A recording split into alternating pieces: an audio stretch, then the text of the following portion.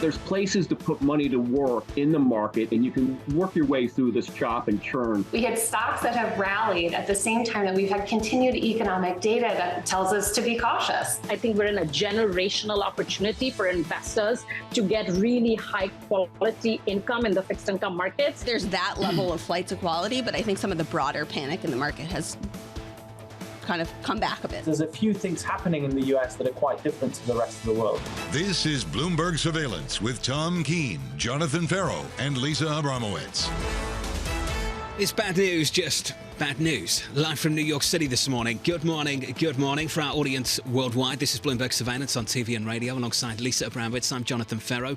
TK will be back with us tomorrow morning for payrolls Friday. Equity futures right now on the S&P down about 0.1%. Lisa, a couple of days of losses on the S&P 500, but noteworthy because it's come at a time where we've seen yields lower off the back of weaker data. And even some of the more interest rate sensitive areas of equities, like big tech, have underperformed on the heels of some softer than expected economic data. I have to wonder, how much is this that people are suddenly waking up to the narrative that bad news is bad news? And how much is this lingering concerns about the banking industry, and how much of a constraint withdrawal of credit really will be? So this is before we even really get the banking industry hit. Exactly. That's the concern. So we've had ADP this week, the two ISMs, manufacturing services, the JOLTS openings, claims a little bit later. Miss. How noteworthy is it for you? It's significant. More noteworthy is the market's response to it. More noteworthy is the fact that people are not pricing in much of a rate hike, perhaps less than 50% of a chance into markets. They're pricing in 100 basis points of rate cuts, and yet at the same time, that's not giving a boost to risk assets. That reaction is new. This is a concern about weakness before we get the true weakness, and that is what I think is noteworthy. Payrolls tomorrow, the estimate so far, 235. That's the median estimate in our survey. That's come in just a little bit, a moving target. The number drops tomorrow, 8:30 Eastern Time. Full coverage right here on Bloomberg TV and on Bloomberg Radio. Our coverage starts at about 7 a.m. Eastern Time. We'll go right the way through to about 10 o'clock if we last that long on Payrolls Friday. Man, you're see. optimistic. We will see. Let's get to the price action just briefly, and good morning to you all at home. Equity futures look like this on the S&P 500, negative 0.2%, just a little bit softer. Yields in again, down 2 basis points. We break 330 on a 10-year, 329 on a 10-year in America. The 2-year, let's call it 375 on a 2-year right now. Lisa, that's come down from about 4.1% at the start of the week. And it's not providing support to markets, which is notable, and a shift. As you said, as you started the show rightly, is bad news just bad news? Today we get perhaps the appetizer, as you say, or ADP was the appetizer. This is the, the pick your intermediary bread course. Challenger job cuts at 7:30 a.m. and then U.S. initial jobless claims at 8:30 a.m. What I find interesting is if you take a look at the economic surprise index, it has turned negative and has steadily sort of ticked lower over the past couple of months. What happened to immaculate disinflation? What happened to this idea that this will help us get to the Fed's goal sooner? Suddenly, nobody is talking about that anymore, which again, you have to wonder then, are we going too far in the other direction? At 2 p.m., the U.S. bond market closes early for Good Friday. We will be around tracking anything else that comes out, and we will then be in tomorrow, as John was mentioning, for that special from 7 a.m. to 10 a.m. Eastern. As we do get that payrolls report, it will be crucial because it is one of the most important data points that the Fed gets before their meeting on May 3rd. And then at 4:30 p.m., as much as people would like to check out and go home, I actually think this may be some of the most interesting data. I know you're laughing because this is what I look at every Thursday at 4:30 p.m., which is the Fed's balance sheet. But they also release the data on the discount window lending, which goes into this question of banking status. Have we seen the bulk of the banking stress disappear? Do we see ongoing borrowing from the Fed's discount window? And what does this suggest about how much credit's going to tighten later on? Because this is a very inefficient source of capital for banks. Why are you smiling? I wasn't laughing, I was just smiling. I was just thinking of the people in London and elsewhere who are looking forward to a long weekend over in Europe, a longer Easter weekend, logged onto the Bloomberg at 9:30 London time. Absolutely. Waiting for the balance sheet data. That's what they should do. Instead of skiing, instead of being with, family. Let's talk to a man who might be skiing. Max Kantner, Chief Multi-Asset Strategist at HSBC. I'll say no more, Max. Thanks for joining us and making some time for us this morning. Overweight equities, Eurozone, EM, overweight high yield. Still pretty bullish, Max. Why? Look, I think part of the reason really is the sentiment and positioning, right? And I think it's a big part of it. When we look at our indicators, sentiment and positioning, both our short-term indicators, options-based sentiment, ETF-based sentiment, futures-based sentiment, and so on, discretionary, systematic positioning. It's all around sort of 25th, 30th percentile. Clearly deteriorated an awful lot since the beginning of March. So really part of it is sentiment and positioning. And we don't only see that just on sort of price-based or survey-based positioning. We see that also on the earnings side. We see that also on the top-down growth side. Look at earnings expectation now for the upcoming Q1 reporting season in the US.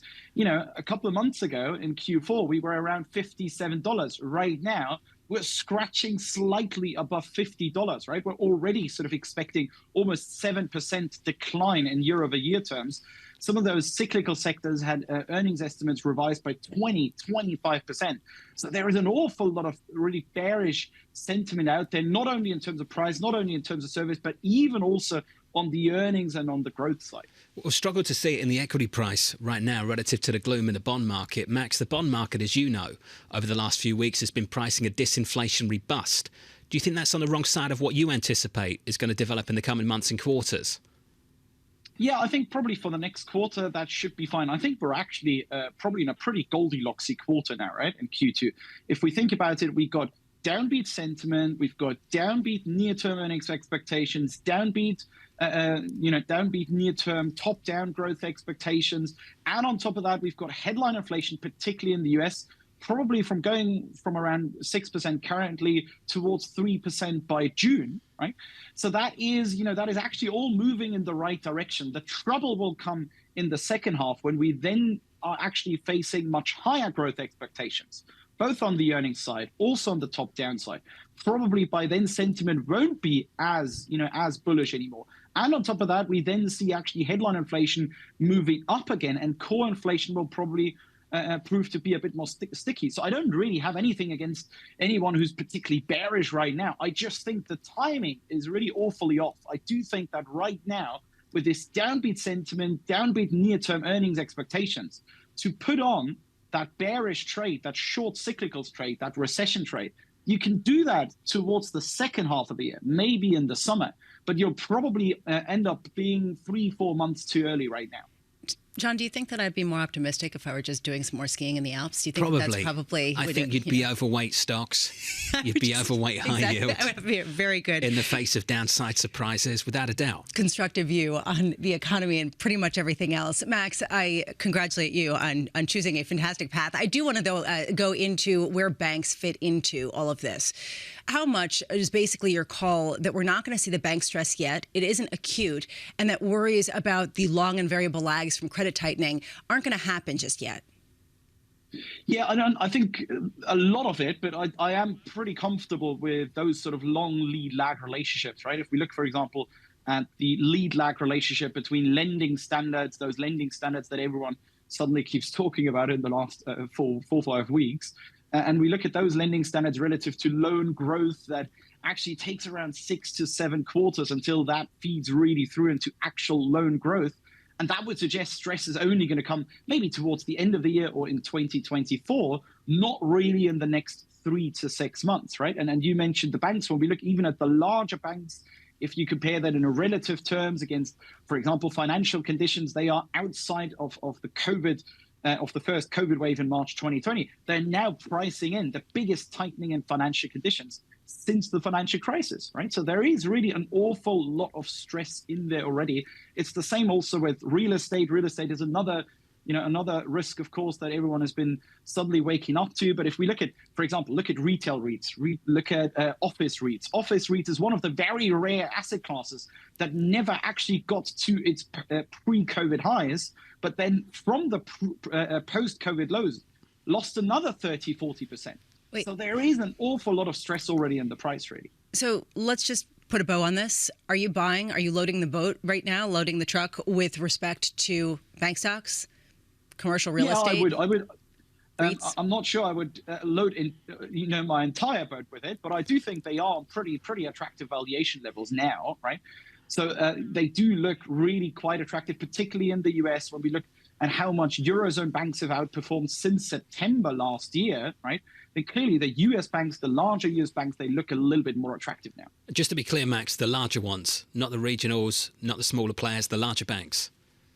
Yes. So if we put it down on the head, that basically KBW don't go with the regional banks for now. Okay. Max, appreciate the perspective. The other side of the trade right now. Max Kentner there of HSBC. Max, enjoy the slopes.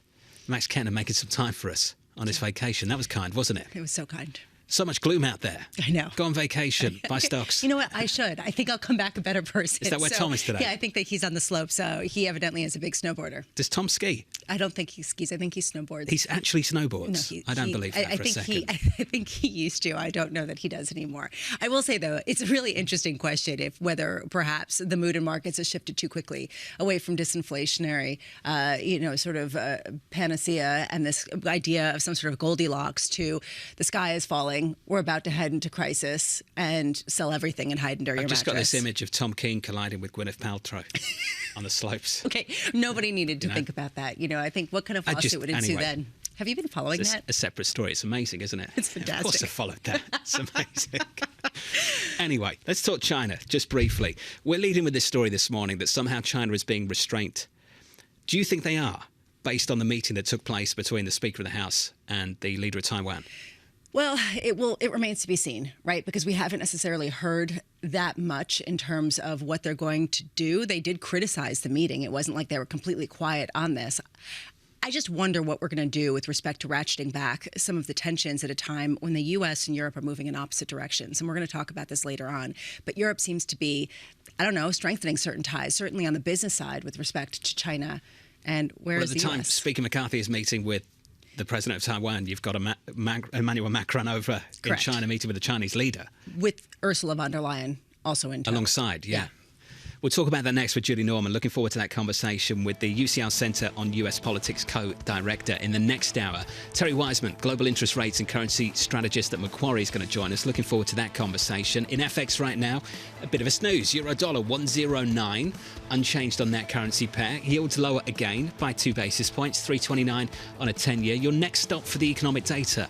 Jobless claims coming up at 8:30 Eastern Time before the big one tomorrow morning. Payrolls Friday, just around the corner.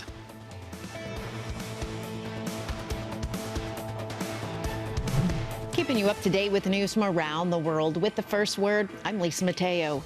In Beijing, France's President Emmanuel Macron urged Xi Jinping to use his influence to help restore peace to Ukraine. He said that China's president could bring Russia, quote, back to reason and end the fighting. Xi has sought to rally international support for a vague peace plan. The U.S. has dismissed the idea, but France has welcomed China's effort. House Speaker Kevin McCarthy says that China can't dictate who he meets with. McCarthy spoke with Bloomberg after meeting with Taiwan's President Tsai Ing-wen in Southern California. The gathering included both Republicans and Democratic lawmakers. McCarthy says he would like the U.S. to speed up arms sales to Taiwan. Meanwhile, McCarthy has a warning for Wall Street. You should worry about the political impasse over raising the debt ceiling. McCarthy told Bloomberg he's very concerned about reaching a deal with Democrats, but he's still opposed to increasing the nation's debt limit without curbing government spending. Anti-vaccine activist Robert F. Kennedy Jr. will challenge Joe Biden for president in 2024. The son of late Senator Robert F. Kennedy filed papers with the Federal Election Commission listing himself as a Democrat. Now, Kennedy has put forth conspiracy theories about the dangers of vaccines. He served in various roles for environmental groups. And shares of Costco are lower. A second straight slowdown in a key sales gauge led to doubts about the strength of American consumers. Costco's U.S. comparable sales rose just 0.9% in March after excluding the impact of changes in gasoline prices. It was the lowest sales growth in almost 3 years. Global news powered by more than 2,700 journalists and analysts in over 120 countries. I'm Lisa Mateo, and this is Bloomberg.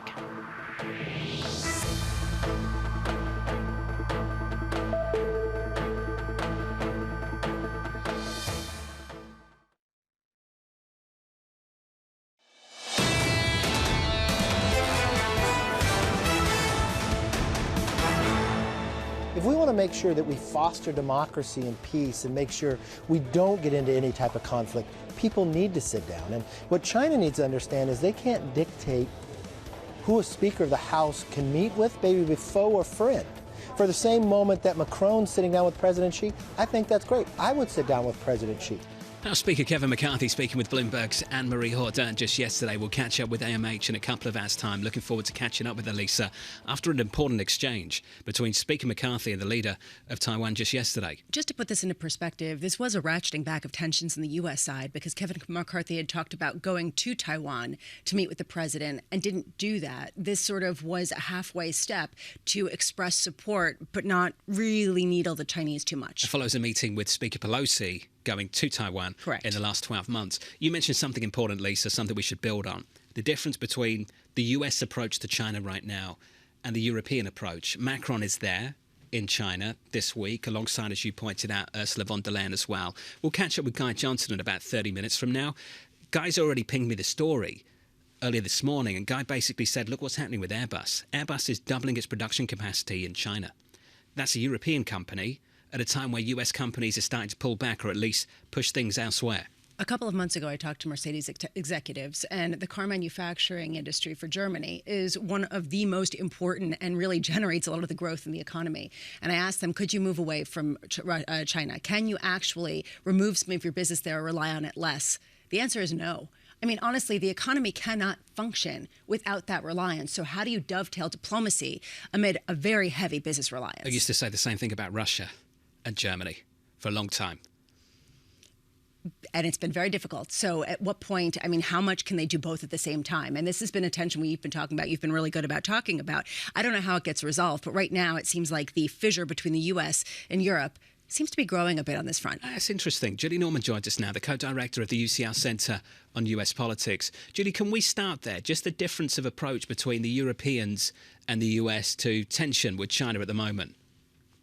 Sure. So there's a couple of things to note here. First, even though the rhetoric in the U.S. and many policies are very tough on China from both parties, our trade relationship is still the highest it's ever been with China as well. So it's not just Europe that's keeping that economic back and forth going. That's very true for the U.S. right now as well. And I'd say even Europe is not a fully unified bloc on this. Macron is extending a much more open hand than his co-traveler, Ursula von der Leyen, who has been a bit more tough on China in her talk, especially on China's approach to Ukraine. So I would say a lot of diversity between kind of both sides of the Atlantic. But for the U.S., I would say the fact that Europe is perhaps being a bit more open-handed with China, especially through Macron, could actually be an advantage. I mean, the Biden administration has had a sort of three-prong approach to China, like cooperate when we can, compete when we should, and confront when we must. And the cooperation piece has obviously been the trickiest of late. And if you can have Europe keeping that door open, I do think that's somewhat important for preventing what could be, again, this increasing alliance really between China and Russia. What we don't want to see is a Cold War that's built on a sense of grievance towards the West and towards the U.S. And so France might be kind of the good cop keeping that door open for the time being. But what does that do to U.S.-European relations? Because at a certain point, I understand the good cop, bad cop kind of dichotomy here, but this isn't something that U.S. multinational companies can really depend on. And we've already seen reports that Apple is quietly trying to shift its supply chains. How much does this create a liability for the U.S. and, frankly, create a real fissure in that alliance? Well, it could, but I think, again, what we're seeing both the U.S. and Europe trying to do is uncouple, as we're saying, in these key sectors, but also just very pragmatically knowing that you can't just completely, cut off this economic relationship with China. So I think we'll see this pressure sectorally, but at the same time, recognizing that some trade relations are going to keep going through. So again, we see France, probably moving forward on the Airbus production, on that kind of deal, at the same time scaling back on other kinds of technology where there is more concern around security or surveillance. So I think some of that will be on par between the two countries, but again, as this essentially, deepening rift between the U.S. and China continues, I do see that becoming a bigger sticking point, but I don't think we're quite there yet. John asked me a really good question that I gave a pretty bad answer to just a couple of minutes ago, where he said, did China truly show restraint with the Kevin McCarthy meeting with Taiwanese president? Is that really what we saw, or is there potentially more to come and potentially a bigger and broader consequence? Well, I think you were right, Lisa, in saying we heard a lot of rhetoric from China, a lot of pushback in terms of verbal comments to this. And there was some movement, one Chinese naval vessel going through the strait yesterday, some Coast Guard activities, but nothing like the war games and military movements that we saw back in August when Pelosi went. And, I think, as you noted, it's partly because the meeting was on U.S. soil. It wasn't taking place in Taiwan. The fact that you are having a head of state visit with Macron, having a massive military buildup at the same time is not really the best look. And moreover, this is really a long game for China. And I think Taiwanese President Tsai was very clear about that when she was making her comments in the U.S. that, China is seeing this as a ongoing effort, and they are working through all different kinds of tactics to put pressure on Taiwan, not just military. And so this is something that I think is just going to be very drawn out, and not just through these big headline-grabbing movements that China did back in August. So, Julie, you don't see anything big happening anytime soon from China towards Taiwan? Well, I would say I'm not overly alarmist about it at this point. I mean, right now, I think China has a certain interest in not completely upsetting things, especially as they are trying to kind of regain their position in the markets, regain themselves economically coming out of COVID. To completely upset everything with something very provocative on Taiwan, I don't see right away. But again, all of this is much faster moving than many of us thought it would be even several months or a year ago. So, I don't think many of us predicted what would be happening in Ukraine at this point either. So. Julie, do you think that banning TikTok or some sort of more extreme measure in the U.S. changes the game?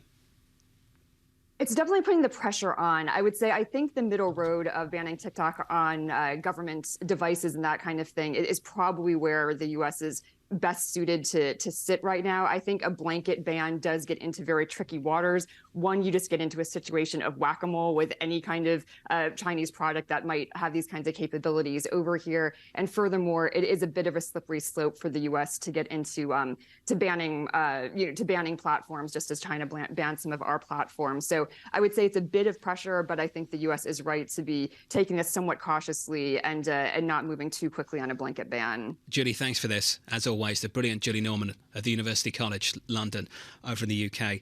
Lisa, I think a lot of people have brought up that last point, whether this is truly a slippery slope. If you think about how this might develop, first you give the executive branch of government the authority to ban, say, a single app, but ultimately it's broad enough to go further and do other things. Are you somewhat concerned in any way, shape or form that we have this one issue right now, China, and we have the whole of DC totally on board on the same thing, that they need to do something to contain the Chinese Communist Party, and whether that leads them to basically leverage the fear, really start to push the fear through society and take advantage of that to basically secure and concentrate more power down in Washington? You're talking perhaps about 1950s-style McCarthyism, right? How much do you end up really violating some First Amendment rights in the process? I guess aside from just sort of judgment calls, taking a step back, the daylight between the rhetoric and the bipartisan nature of that rhetoric in Washington, D.C., and the more measured tone coming out of companies and really, frankly, the actions that a lot of people are taking is hard to reconcile, which is the reason why people don't seem to be caring in the market about ratcheting up intentions. But when you talk to people in D.C., the sky is falling and they're going to ban everything. You know the diplomat I'd love to speak to? Tim Cook. I think it's just absolutely amazing. The leader of Apple has managed to transition from the Trump administration, was barely in the firing line at all. When a lot of the C-suite in America was, he avoided it. And when it comes to China, they're just kind of behind the scenes, according to Mark Gurman, trying to make these moves without upsetting the Communist Party too much. That was a fascinating article that Mark wrote, and basically talking about at the same time there were those meetings, they also are making moves. If you want someone to lead the State Department at some point in the future, maybe Mr. Cook might want to take that Apple stock, because I believe that you can take the Apple stock and cash it out tax-free, can't you? Doesn't it work that way? You'll be his advisor. Don't think he needs that.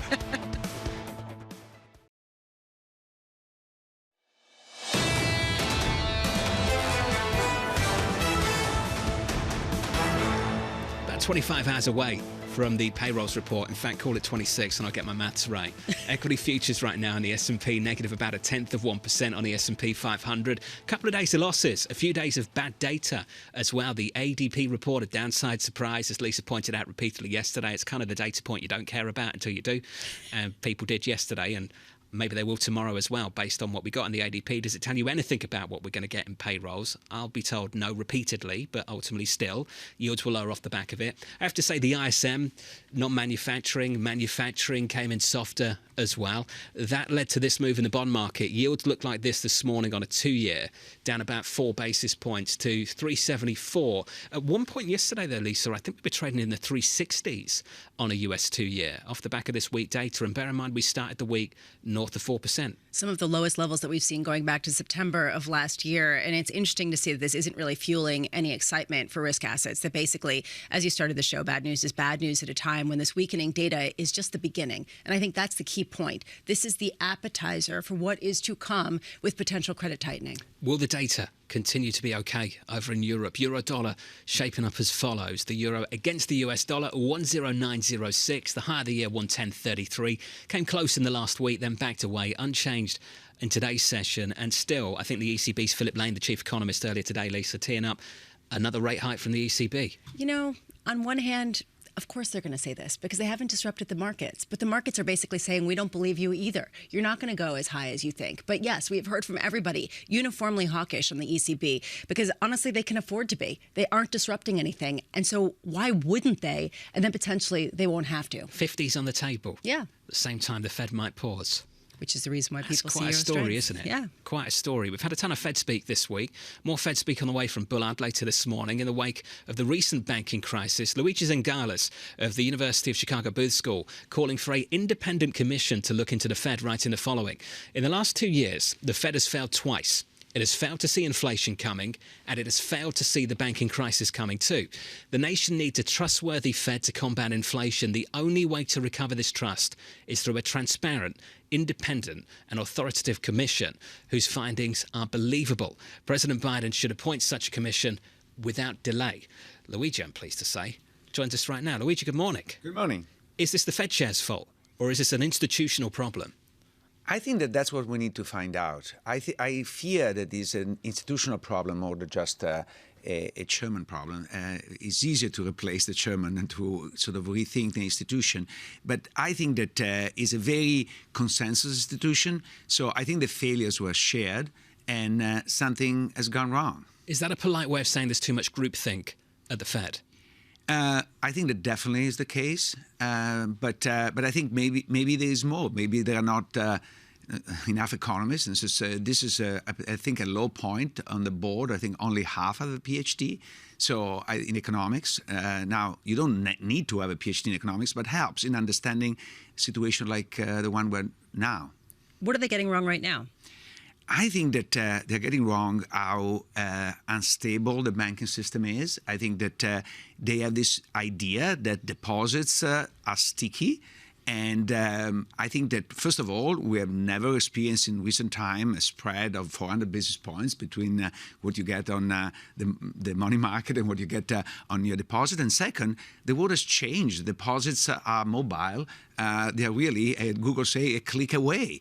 And so I think that if deposits move in search of better yields, then banks have to realize their losses. The idea of losses held to maturity that can stay there and not have any impact, I think is sort of a fantasy. Well, what do you think the Fed should be doing? I mean, at a certain point, this is really the consequence of banks not managing their assets well enough, isn't it? Or do you really think this really lies with the Fed? No, I think that the Fed has a huge responsibility of the fact that they should have understood that they couldn't raise rates so fast. Because when you raise rates so fast, you're going to impose losses in the bond market. And who's going to bear those losses? Insurance companies? Then you have to bail them out. Banks? Then you have to bail them out. So unless all the losses are among us, investors, individual investors, then something happens. And so that was an extra reason to intervene early on the inflation.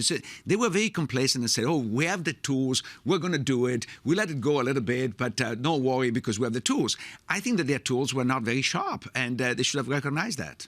How much do you think that the banking crisis that people talked about 3 weeks ago has abated, has really sort of moved from some sort of acute phase into perhaps a chronic question around flows and with respect to credit creation, but not necessarily a crisis? I think it's possible and hopeful that it's not going to be an open crisis like we've seen in the past. However, clearly put a lot of softness in the banking sector, particularly regional banks, which we need to remember, those are the ones who lend to small and medium enterprises. The large banks tend to do syndicated loans to big firms, but the bread and butter of the economy is with the regional banks, and they are very soft, and they see deposits flowing out. And they are not going to make loans because if they make loans and then deposits flow out, they have to sell securities and they have to make losses. So I think that the first thing they do for sure is not make new loans. And then probably they're going to try to slowly divest their securities when they can. We saw there was an article on the FT showing that at the beginning of the year, cash over assets in banks were particularly low. And they say this is the cause of the current crisis. And no, this is an effect of the fact that we have a withdrawal of deposits. And so banks don't want to divest securities at the loss. So what they do is they reduce the cash they have. The deposits, let's touch on that. You've been highly critical of the Federal Reserve. I'll be the last in line to defend the Federal Reserve, so let me be clear about that. But we do need to talk about the role of the banks in all of this. You got any criticism for the way the banks have been run? Look, I think that if you don't expect some bankers to be stupid, you have not learned the lesson. And so Greenspan said that he was surprised. Was surprised how little people were trying to do the right thing, even if they had the right incentives. So we learn that people make mistakes. A resilient system is a system that can bear the mistakes of individual bankers, especially when these bankers are not the CEO of JP Morgan. If I go and open an account this morning, if we went out, Lisa and I, and open a joint account, a surveillance account, without Tom's name on it, because we know what would happen to the cash, but that's another story. They'd probably offer us 0% for one of the big names. Still, we've got Barclays out in the last 24 hours saying that money market funds could go up another 1.5 trillion. Do you think the concern right now at the banks is return of capital or return on capital? And can they prevent deposit flight by quite simply just putting up interest rates on deposits? No, they can't. They don't have the return to do that. If you look at Silicon Valley Bank, if they had increased the return on their deposits by, I think, 75 basis points, they would have wiped out all the profits last year.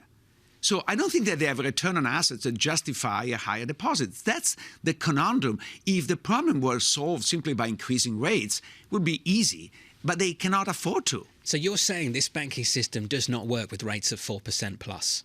Is that basically what you're saying? Yes. So does the Fed have to cut interest rates, and do we just have to tolerate inflation? First of all, I think the inflation might not be as big of a problem if we get into a recession. I think the recession will do the job. Now, that was not the plan of the Fed. It was a soft landing, not crashing the banking sector. But that's a part that they should have seen. So let's just put this into perspective in terms of bad news being bad news, which seems to be the new theme in markets right now. How much is what you're talking about underpinning that there is an imminent tension that's going to perhaps accelerate some sort of economic downturn because the banking system just is not going to function at these rates? I think that is the underlying bad news. Now, this is tempered by the fact that this will come with a reduction in interest rates. And as we know, that compensates some of the problems. So I think that the real tension is the Fed will not raise interest rate more, will probably at some point cut them. And is that going to be enough to transform what is likely to be a hard landing into a more soft landing? That's the question. I think that we are softening up and there will be a landing at this point. In my way, there is little doubt. The question is how hard? Let's finish where we started. The changes you want to see. The changes you want to see over time, but I want to talk about the changes you want to see in the next couple of months. What would you like to see announced? From the point of view of the Fed, from the point of view of the government? From the Federal Reserve. I think that a serious analysis of what are the softness in the banking sector. I think there was a regulatory failure, and the Fed needs to own it and change. And two, I think that be honest about the fact that probably we need to soften up interest rates because the banking crisis is coming, and try to find way to soften up this banking crisis, especially, I think, for lending on small and medium businesses, because those are the ones affected the most. You said be honest. It implies that they know, but they're not saying it. Do you truly believe that? I don't know what, you can be honest and being wrong. And I think sometimes people believe their own view of the world. I think that I honestly did not understand the 25 basis points increase last meeting. I thought that was just a signal to say, I want to reassure that things are not as bad as they might have been. Was not determined by the objective situation on the ground. But I've been wrong before, I can be wrong now. I just wonder whether there's a role for regional banks anymore, which are such a mainstay of lending. I mean, basically under your paradigm, not really. No, there is a very important role of regional banks, because we know that small businesses don't borrow at a large distance. They depend on local banks. And particularly also minorities depend dramatically on, for example, minority banks. I had students who went on the market this year showing how important is bank ownership in determining who gets the loans. So I think we cannot say we only go with a few large banks, because that means a complete change in the U.S. economy. This was so good you can promo your podcast. What's it called? Capital isn't what is working in capitalism and what isn't. Nice. Where do I find that? Anywhere you get your podcast from. There we go. That's perfect. You were that good that he basically was like, go for it. You have won yourself an advertising spot. A 10-second promo. Don't, I'll get in trouble with corporate now for giving that away. Luigi, thank you. This was fantastic. Thank you. Luigi Zingales there of the University of Chicago School of Business, with some big questions there, Lisa, for this Federal Reserve. And really important ones at a time when bad news is bad news, not necessarily because of some sort of a potential other event other than what's going on with the banking system. We're effectively saying that the banking system in America does not work with rates north of 4%. That was that last conversation. And that's the reason why people are so curious about some of these flows and, frankly, about how quickly deposits continue to leave some of the smaller banks. At a time when the Federal Reserve is saying we're going to 5+ and we're going to stay there for the rest of the year. Which is the reason why we're pricing in rate cuts. It's an amazing conversation. Futures right now on the S&P unchanged from New York. This is Bloomberg. Keeping you up to date with news from around the world with the first word, I'm Lisa Mateo. It's no secret that China wasn't happy about House Speaker Kevin McCarthy meeting with Taiwan's President Tsai Ing-wen in Southern California. The country had released statements condemning the meeting, but political experts tell Bloomberg President Xi Jinping has several reasons to hold off on any aggression. Now, he's currently hosting French leader Emmanuel Macron and European Commissioner Ursula von der Leyen to win support for his plan to bring peace to Ukraine. There was violence in Jerusalem for a second straight night. Palestinian worshippers barricaded themselves inside the Al-Aqsa Mosque. And Israeli police used force to remove dozens of people. Police said young people threw rocks and other objects at officers. At the same time, Palestinian militants in the Gaza Strip continued their rocket attacks on Israel. Donald Trump's presidential campaign is trying to enlist donors who have supported Florida Governor Ron DeSantis. The campaign is using polling numbers to show that the former president is an unstoppable force in the race for the Republican nomination. A memo describes him as pulling away from DeSantis in voter surveys and says his indictment in New York is rallying Republicans to his side. Elon Musk says converting the world to entirely clean would require $10 trillion worth of investment. But he says that continuing to rely on fossil fuels would cost $4 trillion more over the next 2 decades. Musk's thoughts are in Tesla's new Master Plan Part 3 document. Global news powered by more than 2,700 journalists and analysts in over 120 countries. I'm Lisa Mateo, and this is Bloomberg.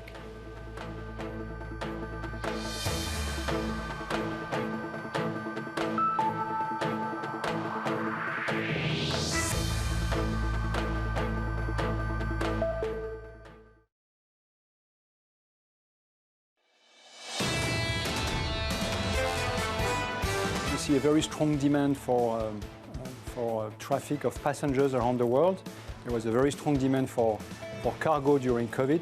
So the return to good times is indeed accelerating. We see now the opening of China contributing to the global recovery of the sector. And it's now a market where demand is actually stronger than supply. That was the Airbus CEO speaking to Bloomberg back in February. Airbus making some moves over in China, Lisa. And this was the story you were talking about a little bit earlier this hour, the difference between the approach from Europe and the approach from the US. In the US, The C-suite in America overwhelmingly is having this conversation about de-emphasizing investment in China. At least that's the conversation we have on a weekly basis.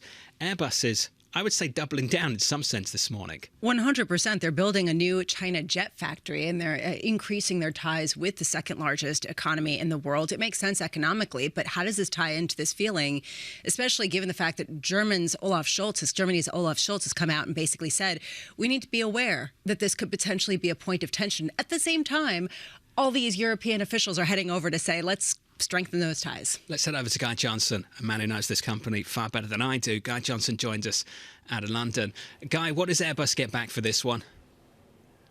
At the moment, not very much.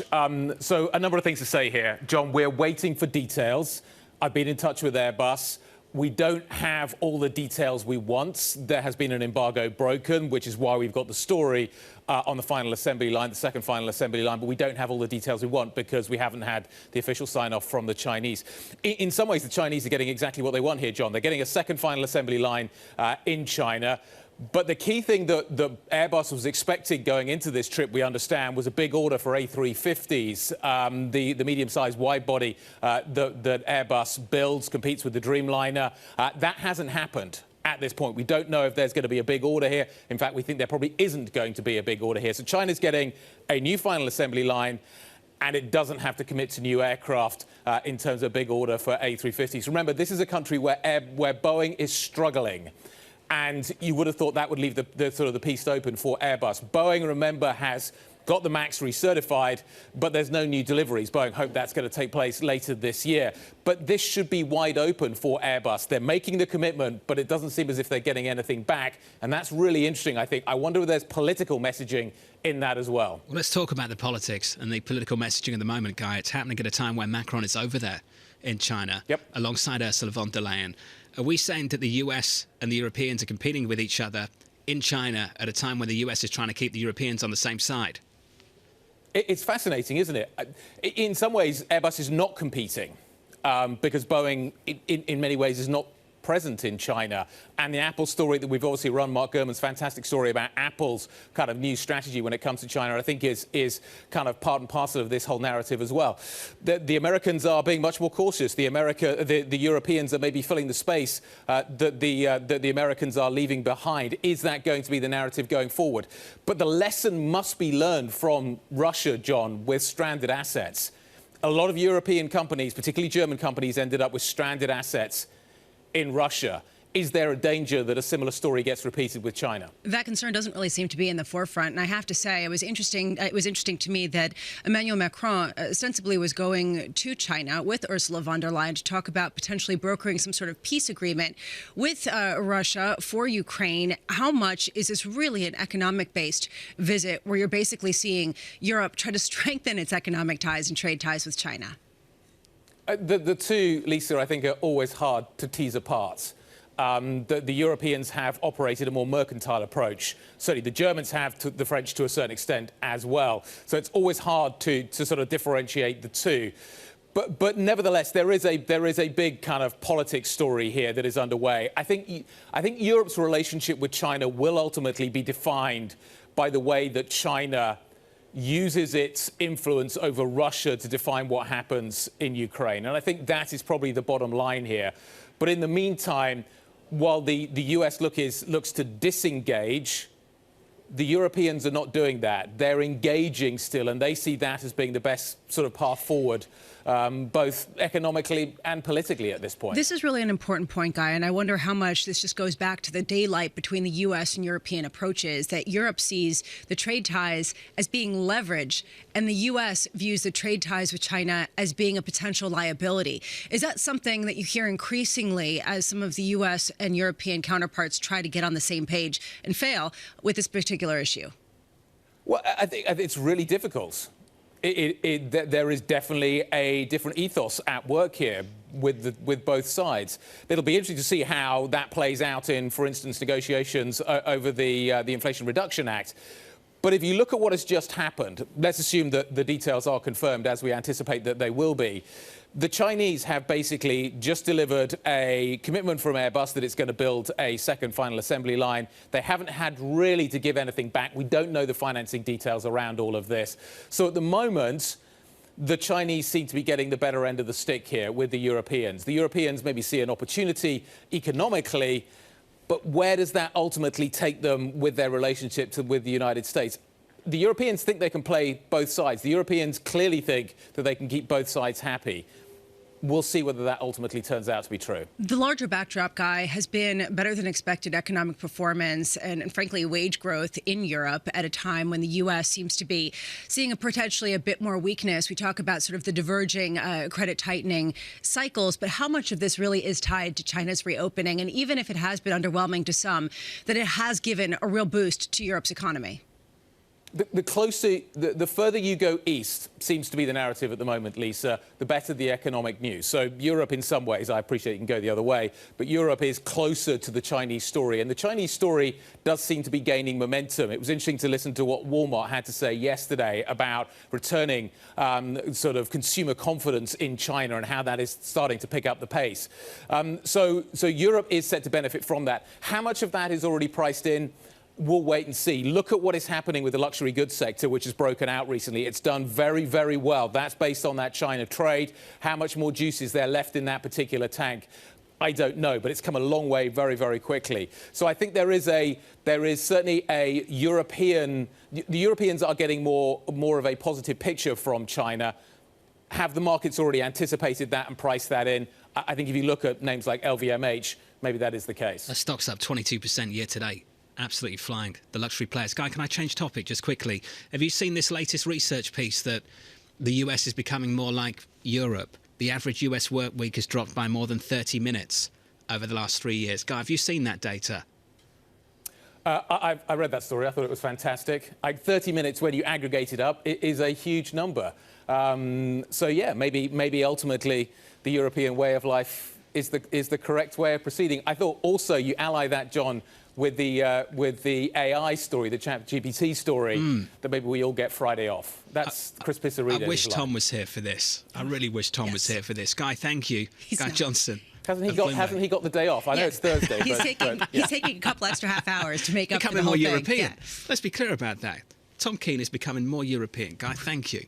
Lisa, you have thoughts. I know you have thoughts. I have so many thoughts. Share your thoughts, please. Okay, first of all, people say from an economic perspective that perhaps this is the labor market tightness, that people are just doing less. How does this also connect to quiet quitting and people who are just basically aren't working all that much anymore and prioritizing their home lives after the pandemic? And then what does that mean? Whether there's perhaps a divergence going on, where there's some people who work a lot more than before the pandemic and some people who work a lot less, and that averages out to perhaps a little bit less. I'm just saying, like, these are some of the thoughts that I had in You want the discussions. compositional story. Rich Miller, our thanks to Yes. Rich Miller of Bloomberg for writing up this story. So there are three groups you need to think about, apparently. Educated young men, they've been reducing their hours. High earners, they've been reducing their work week by 1.5 hours, I'm told. And workaholics, who reduced their work time on the job to only 52 hours a week from 55 back in 2019. Well, okay. There's some of the composition behind this. Thank you. I appreciate that. That's what Look, I'm here for. I do think that there has been a reset after the pandemic about home work balance, just because people were forced to actually be home and experience what it was when they didn't have the excuse of work. I'm just saying, theoretically, it required some shifts and in order to make certain things work. But I also think that perhaps there are more kind of trends going on. What's wrong with becoming more European? Nothing. You know, Can we? What is wrong with that? We just spoke with Max Kettner, who's skiing in the Alps. I mean, honestly, let's become more European. And did you see like the way that they have a whole lifestyle and you can stop at little chalets? Yeah, you know, what's wrong with that? Absolutely nothing. It's great. Preaching to the choir. Take 2 weeks off in the summer. Take a month if you want to. You know, I don't think we're moving into that direction because what you end up too happening. Much too soon? It's. I mean, please, just ease us into it, okay? We'll do an hour a year. Just cut it back. I think we're trying to. I think we did, according to this study. Terry Wiseman of Macquarie is going to be joining us shortly. Looking forward to that conversation. Equity futures right now unchanged on the S&P 500. We've had a string of weaker than expected data through the week so far in America. More data coming up, 8:30 Eastern Time.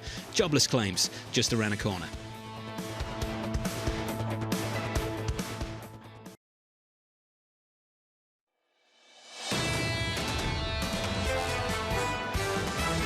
There's places to put money to work in the market, and you can work your way through this chop and churn. We had stocks that have rallied at the same time that we've had continued economic data that tells us to be cautious. I think we're in a generational opportunity for investors to get really high quality income in the fixed income markets. There's that level of flight to quality, but I think some of the broader panic in the market has kind of come back a bit. There's a few things happening in the US that are quite different to the rest of the world.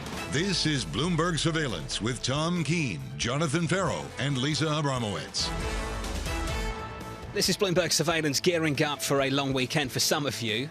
For others who might have to tune in tomorrow morning to go through the payrolls report, the weekend hasn't started yet. From New York City this morning, good morning. For our audience worldwide, alongside Lisa Abramowicz, I'm Jonathan Ferro. This is Bloomberg Surveillance live on TV and radio. TK is going to be back with us tomorrow morning. Looking forward to the conversation around payrolls. Equity futures right now unchanged on the S&P 500, but you know the story so far this week. The data weaker than expected. Lisa, the question, will it continue? And what has really accounted for the shift? And it's been a market shift in markets where basically, as you said, bad news is bad news. And we've seen this for now 3 straight sessions, which makes a trend. And that will be a new narrative that we can just basically pin, given the fact that we get a new narrative every week. And the narrative now is that we are going to get some sort of slowdown. And we're just getting the appetizer with some of these disappointing data points. Now, Mohamed Al-Arian said to Francine Lacqua in the last week that you can't respond to every data point. Might be true as a policymaker. You can't edit the speech every time you get something new, the ISM manufacturing services, whatever. You've got to wait around for something to change. Do you think increasingly, as this data comes out this week, that some of the communication from the Fed is starting to sound a little stale? I think the market's completely disregarding it. And the longer this sort of divide goes on, where you've got 100 basis points of rate cuts priced into the market, and you've got a Federal Reserve still talking about north of 5% Fed funds rates and holding them there for a longer period of time, there's a question about Fed credibility that really goes to the heart of some of the discomfort and volatility in markets right now. And I think yes, stale perhaps, but also out of touch with what other people seem to be seeing. The Fed is communicating 5, north of 5, and hold, 3-year end. Luigi Zingales, the professor from the Chicago Booth School, sat around this table with us 20, 30 minutes ago. And if you missed that conversation, please check it out on Bloomberg.com when we upload it a little bit later, saying that this banking system does not work with rates of 4-5%. That, to me, is the story that's underpinning the shift in narrative. And I think is a story that you have to watch because you are seeing the ongoing underperformance of the KBW index of banks. You see this sort of regional banking concerns, the jitters that come up when you don't have a sense of what the deposits are doing. There is a feeling that people will continue moving their money out of these smaller banks, regardless of what happens, regardless of whether they're stable, simply because they're getting more elsewhere. And this fundamentally questions one of the main credit impulses in our economy. That, to me, is driving the underlying feeling that bad news is bad news. Where are we going to be on May 3rd when the Fed next makes its decision? Before we get to May 3rd, we need to talk about data, payrolls on Friday. Next Wednesday, you've got the CPI report and then a load of bank earnings in between as well. Let's give you a flavour of the price action this Thursday morning. And good morning to you. Equity futures just about turning positive on the S&P. Let's call it unchanged. Yield still lower across the curve on a 10-year, down 2 or 3 basis points to 3.28 on a 2-year, Lisa. Down another 5, 3.73 on a 2-year this morning. And we've seen some of these levels reach the lowest that we've seen going back to September of 2022. Again, as the Fed says, they're going to raise rates to 5% and hold it there for potentially a year. We will track that. We also, in terms of the appetizer, the data doesn't matter until it does, particularly challenger job cuts, which come out in about a half an hour time. We never talk about these. Suddenly, I think we will be, just simply because if they are weaker than expected, that will confirm a narrative that people are clinging on to. We also get U.S. initial jobless claims at 8:30 a.m. Eastern.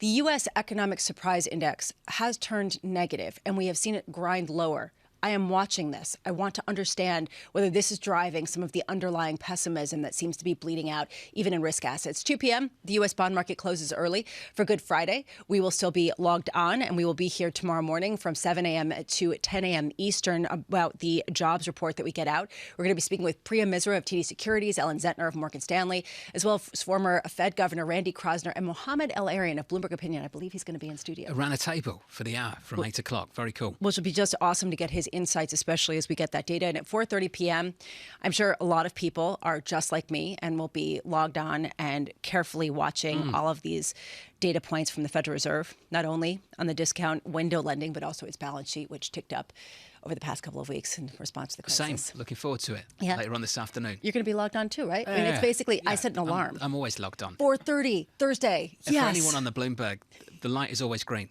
For Reach you? out anytime. Terry Wiseman, You global will interest regret rates that. and currency strategist at Macquarie. I'm regretting it already. Terry, thanks for being with us. Good to see you. This from Torsten Slot, literally just moments ago in my inbox. He said the credit crunch has started. He said a survey of 71 banks in the Dallas Fed district done after SVB went under shows a dramatic reversal in loan volumes. The Fed survey was carried out from March 21 to 29. Do you agree with that statement? The credit crunch has started? Yes, absolutely. You might not want to call it a credit crunch. You might want to call it a credit crumble, but the direction, I think, is unambiguous.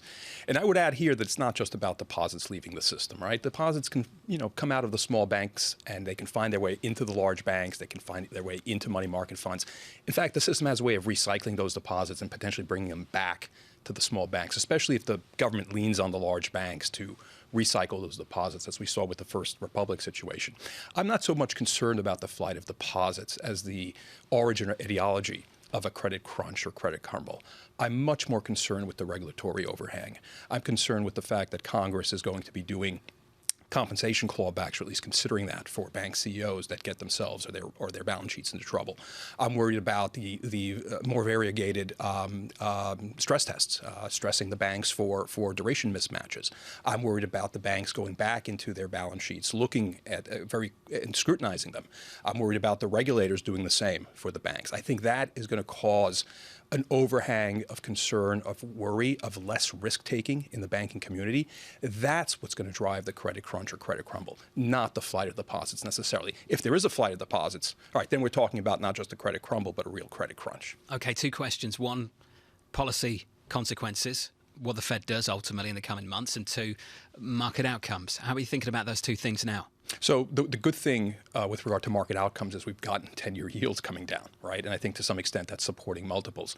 But I'm afraid about the market because if you have a credit slowdown and you have an economic slowdown that follows from it, you're going to have an earnings slowdown. You're going to have a revenue slowdown, effectively an operating slowdown in the corporate world. We're already seeing that with what happened with the manufacturing ISM survey and the headline index.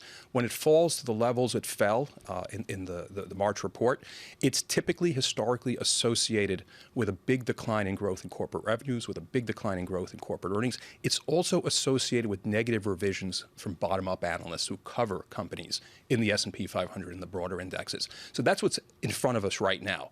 Now, there could be multiple elevation or because of the low yields, but you can't expect the market to do well in the context of downward revisions in earnings. And I think we're just on the verge of seeing that start. Just to sort of underscore your point, do you agree with Professor Zingales that this banking system cannot handle rates where they are? No, and I'm going to qualify it. I would have said something different. I would have said the banking system cannot handle a very speedy, aggressive, and abrupt increase in interest rates to 4%.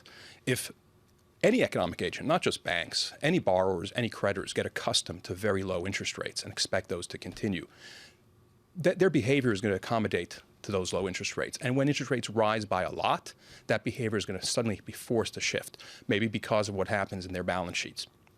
Duration mismatch at the banks is a good example. So it's not the level of interest rate that matters. We've had 4% interest rates in the past. We've glided through that pretty comfortably, not necessarily associated with a lot of inflation or low inflation. What has troubled me, and I think what is troubling the economy right now, and certainly the credit economy, is the rapidity with which interest rates have risen. That is what is unprecedented, not the fact that interest rates are 4%.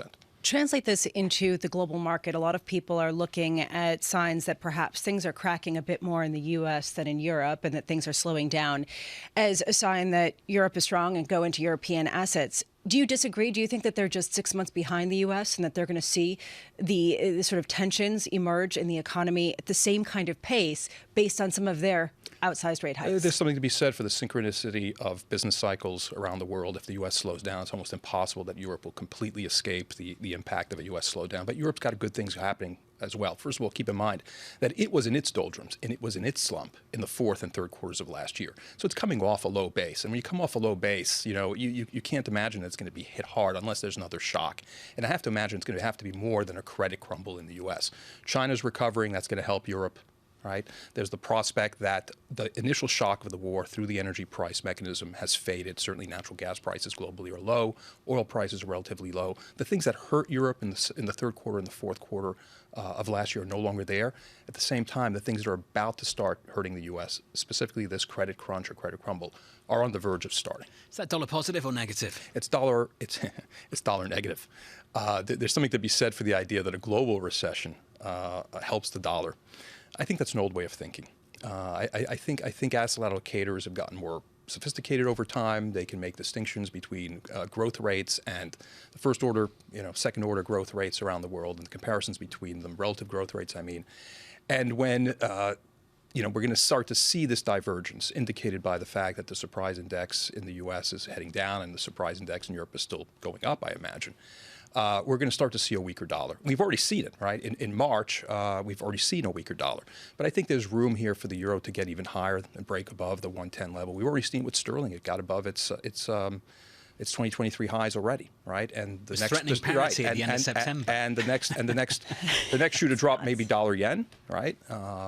We'll hear more presumably from the BOJ once the new governor takes over. But these are the consequences of effectively of the weaker U.S. situation compared to the rest of the world. Sterling right now very close to 125. Terry, this was great. Thank you, Terry Wiseman there of Macquarie. Speed kills, not levels. Terry's take. He's not alone in that. And then this is the question. It kills. What does that mean in terms of economic slowdown? Is this basically what people are saying, that we're expecting the kill to come and to show up later on in the year? When do we have to see the kill? It's for the Fed to respond to it. And this is really the tension, because we're not seeing it yet. I mean, yes, softer than expected, but still there is underlying strength. That's a big reason to criticize the Fed, that they moved that fast. They had to move that quickly because they made a mistake. They used the language front-loading. I've always found that frustrating. I know others have as well. They weren't front-loading anything. They were back-loading because they were late.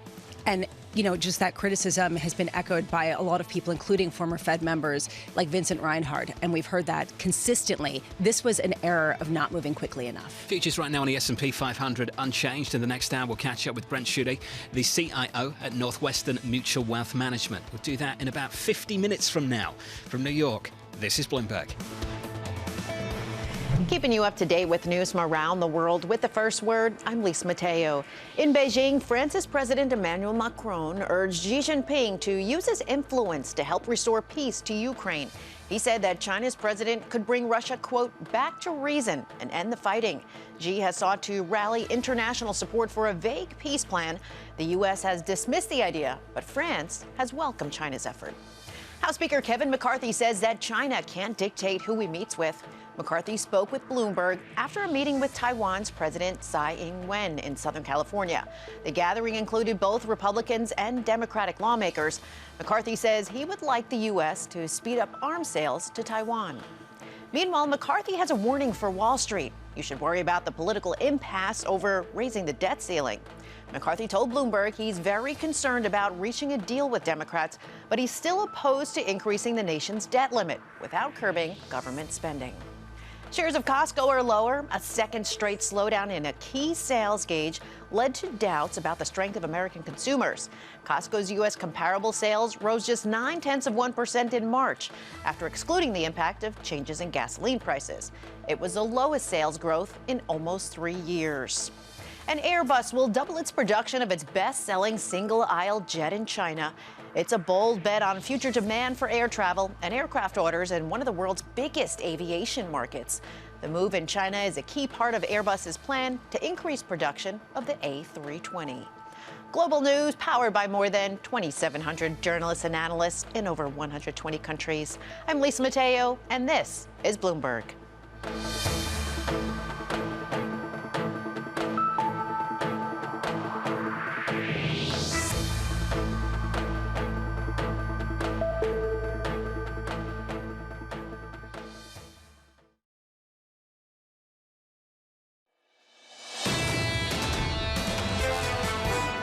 We've never spoken with one voice when it comes to China. We've gone from administration to administration. So when I became Speaker, we created this select committee and had 146 Democrats vote for it. You've watched Democrats and Republicans here together. I think that would even foster a stronger relationship with China because China would understand where our boundaries are. They won't worry about, one party saying something. Seems to be the one issue that does not divide Washington, D.C. The House Speaker, Kevin McCarthy, speaking with Bloomberg's Anne-Marie. We'll catch up with AMH in the next hour. Looking forward to that conversation. If you are just tuning in, welcome to the programme. Payrolls tomorrow morning. Before we get there, jobless claims in about an hour and 10 minutes from now. Going into that equity futures, just a bit softer earlier on, then unchanged, and unchanged really for the last couple of hours or so. Equity futures not really going anywhere. Positive by not even 1/10% on the S&P. In the bond market, yields are lower by 3 basis points, 327.91 on a 10-year. Let's just call that 328 on a 10-year. On a 2-year, down 5 basis points to, let's call it 373. Had a little look at the 360s in yesterday's session at the front end of the curve, Lisa, off the back of weaker data in America. And this is really the tension that we keep talking about, the fact that this market is expecting rate cuts in the near future, and the Fed keeps saying that they're not going to do that. How does this get resolved? The market's been wrong before. People say, don't fight the Fed. At the same time, the Fed's been wrong too, more often than not in the past couple of years. So jobless claims 8:30 Eastern Time, 10:18 Eastern Time. Don't miss this. Tiger Woods tees off Augusta National for the Masters. I'll give you some more times if you like, because I wanted to know earlier on as well. Scotty Scheffler, of course, one of the favourites for this, 1:36 Eastern Time and 1:48 for Rory McIlroy. Jordan Spieth, 2 p.m.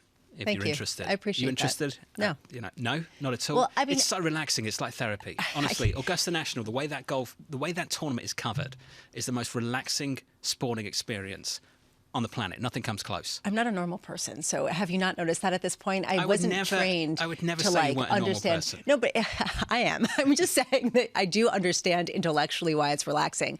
It's just, I wish I could relax to that. Okay. Let's move on. They're your pairings for Thursday and your tea times, and you can find them out yourself if you're interested. And if you are a normal person, you find the Masters relaxing. Maria Tadeo joins us now from Brussels. Maria, the people you traditionally cover day to day are not in Brussels, they're not in Europe, they're in China. Maria, what are they doing there? Well, there's a lot going on in China. And Jonathan, let's break it down because you have a double visit. In fact, you have the French president today who had a meeting now with the Chinese leader this morning. And again, repeated, doubled down on this idea that China can actually help global peace and has a role to play. You hear Emmanuel Macron speak in the first person. I am convinced, I believe that you can do this. Obviously, we should make it clear when the French president speaks, he speaks on behalf of the French Republic and no one else. And then separately to that, you have the head of the Commission, Ursula von der Leyen, who is also on the trip. And she wants to focus in many ways on the trade situation. Because, Jonathan, let's be very honest here. Everyone wants to benefit from the China reopening. That is still clear for everyone. What the EU says now is that they want to rebalance the relationship, but also it's too late to decouple. So we have to de-risk, now. So that means look at areas in which China is profitable, but also other areas where it can be risky to do trade with them. Maria, how much is this the most attractive option for European officials who are kind of stuck between a rock and a hard place with potentially waning support for the ongoing war in Ukraine in terms of continuing to give support and continuing to sort of remove all ties with Russia while also trying to back Ukraine and get some sort of expedient end to this? The idea of how Ukraine ends, obviously, and the mediation that China could play, that is controversial, and there is no consensus. That we should make it clear. When Emmanuel Macron this morning comes again and repeats that China can help, he also says, by the way, at this point, everyone should be clear that the only person that has some clout over Vladimir Putin, because everyone else has gone cold on Russia, is the Chinese leader. Maybe he can help with that. But that is not consensus across the EU. I've spoken to a number of officials who say if China really wanted to mediate, they've had a year to do it. They've not even called Zelensky once. I've also had officials, and I spoke yesterday with Lithuania's foreign minister, who said, when I look at what China is doing, that to me is not a peace plan. China only cares about China, and they do not have a view on global peace. They just want to advance their agenda. So this is controversial when it comes to what can China do to de-escalate things in Ukraine. So what was the purpose of this meeting with Emmanuel Macron, the meeting that's ongoing, and Ursula von der Leyen? Is it entirely economic? And was the whole discussion around a peace plan for Ukraine and Russia simply lip service? Look, I think it's both. Again, he does seem to be convinced to some extent. And again, he's repeating this morning, I think, speaking in the first person, so the French president, apparently thinks that he has a special touch or a special dynamic that can sway China and change things as for the better, perhaps de-escalate things in the war and also tell Russia you need to stop it. The quote that came out of this meeting, according to the AFP, is that you're the one that can bring senses to Russia to de-escalate the situation. But again, this is not a consensus view, and I know a lot of officials behind the scenes who would tell you it's just naive. China had a year to do it and they haven't done it. When you look at the trade, again, everyone wants to benefit from the China reopening. If you're a luxury company in Europe, frankly, you sell it back for 10K, that is a great opportunity and not necessarily risky for Europe. We know the risky areas are technology, obviously, the chips, all of that. I think the EU really wants to get a sense of where China wants to go, but also make it clear that they want to make a separation between what is beneficial and what is risky. Can they do it? I mean, I think the judge on that remains to be seen. Maria, doesn't Macron have big problems at home still? Well, he has big problems, but again, remember, he is someone who loves international relations, who just lives for this. I've covered him many times. He seems to be more interested at times by the international politics, by the geopolitical conversation than his agenda at home. A lot of the everyday today base is also just a structure of the way that the French state works, goes to the prime minister. So she's the one that's having to deal with the blowback from the pension reform. And on that front, by the way, he's not backing down. He still says we are going to retire at 64. That's not changed that age. But yes, maybe you could argue he should also spend more time dealing with this. Are you suggesting that the man from France likes to enjoy playing statesman abroad?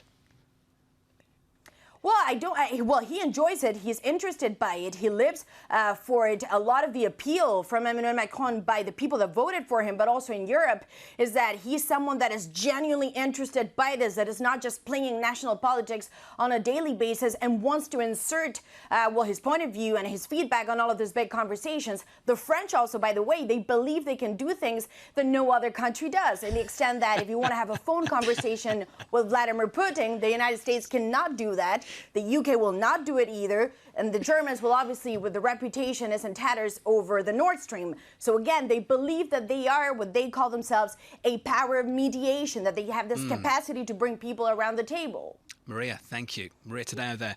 The perspective from Brussels and maybe the Spanish I was about to say, yeah, I think it might be too.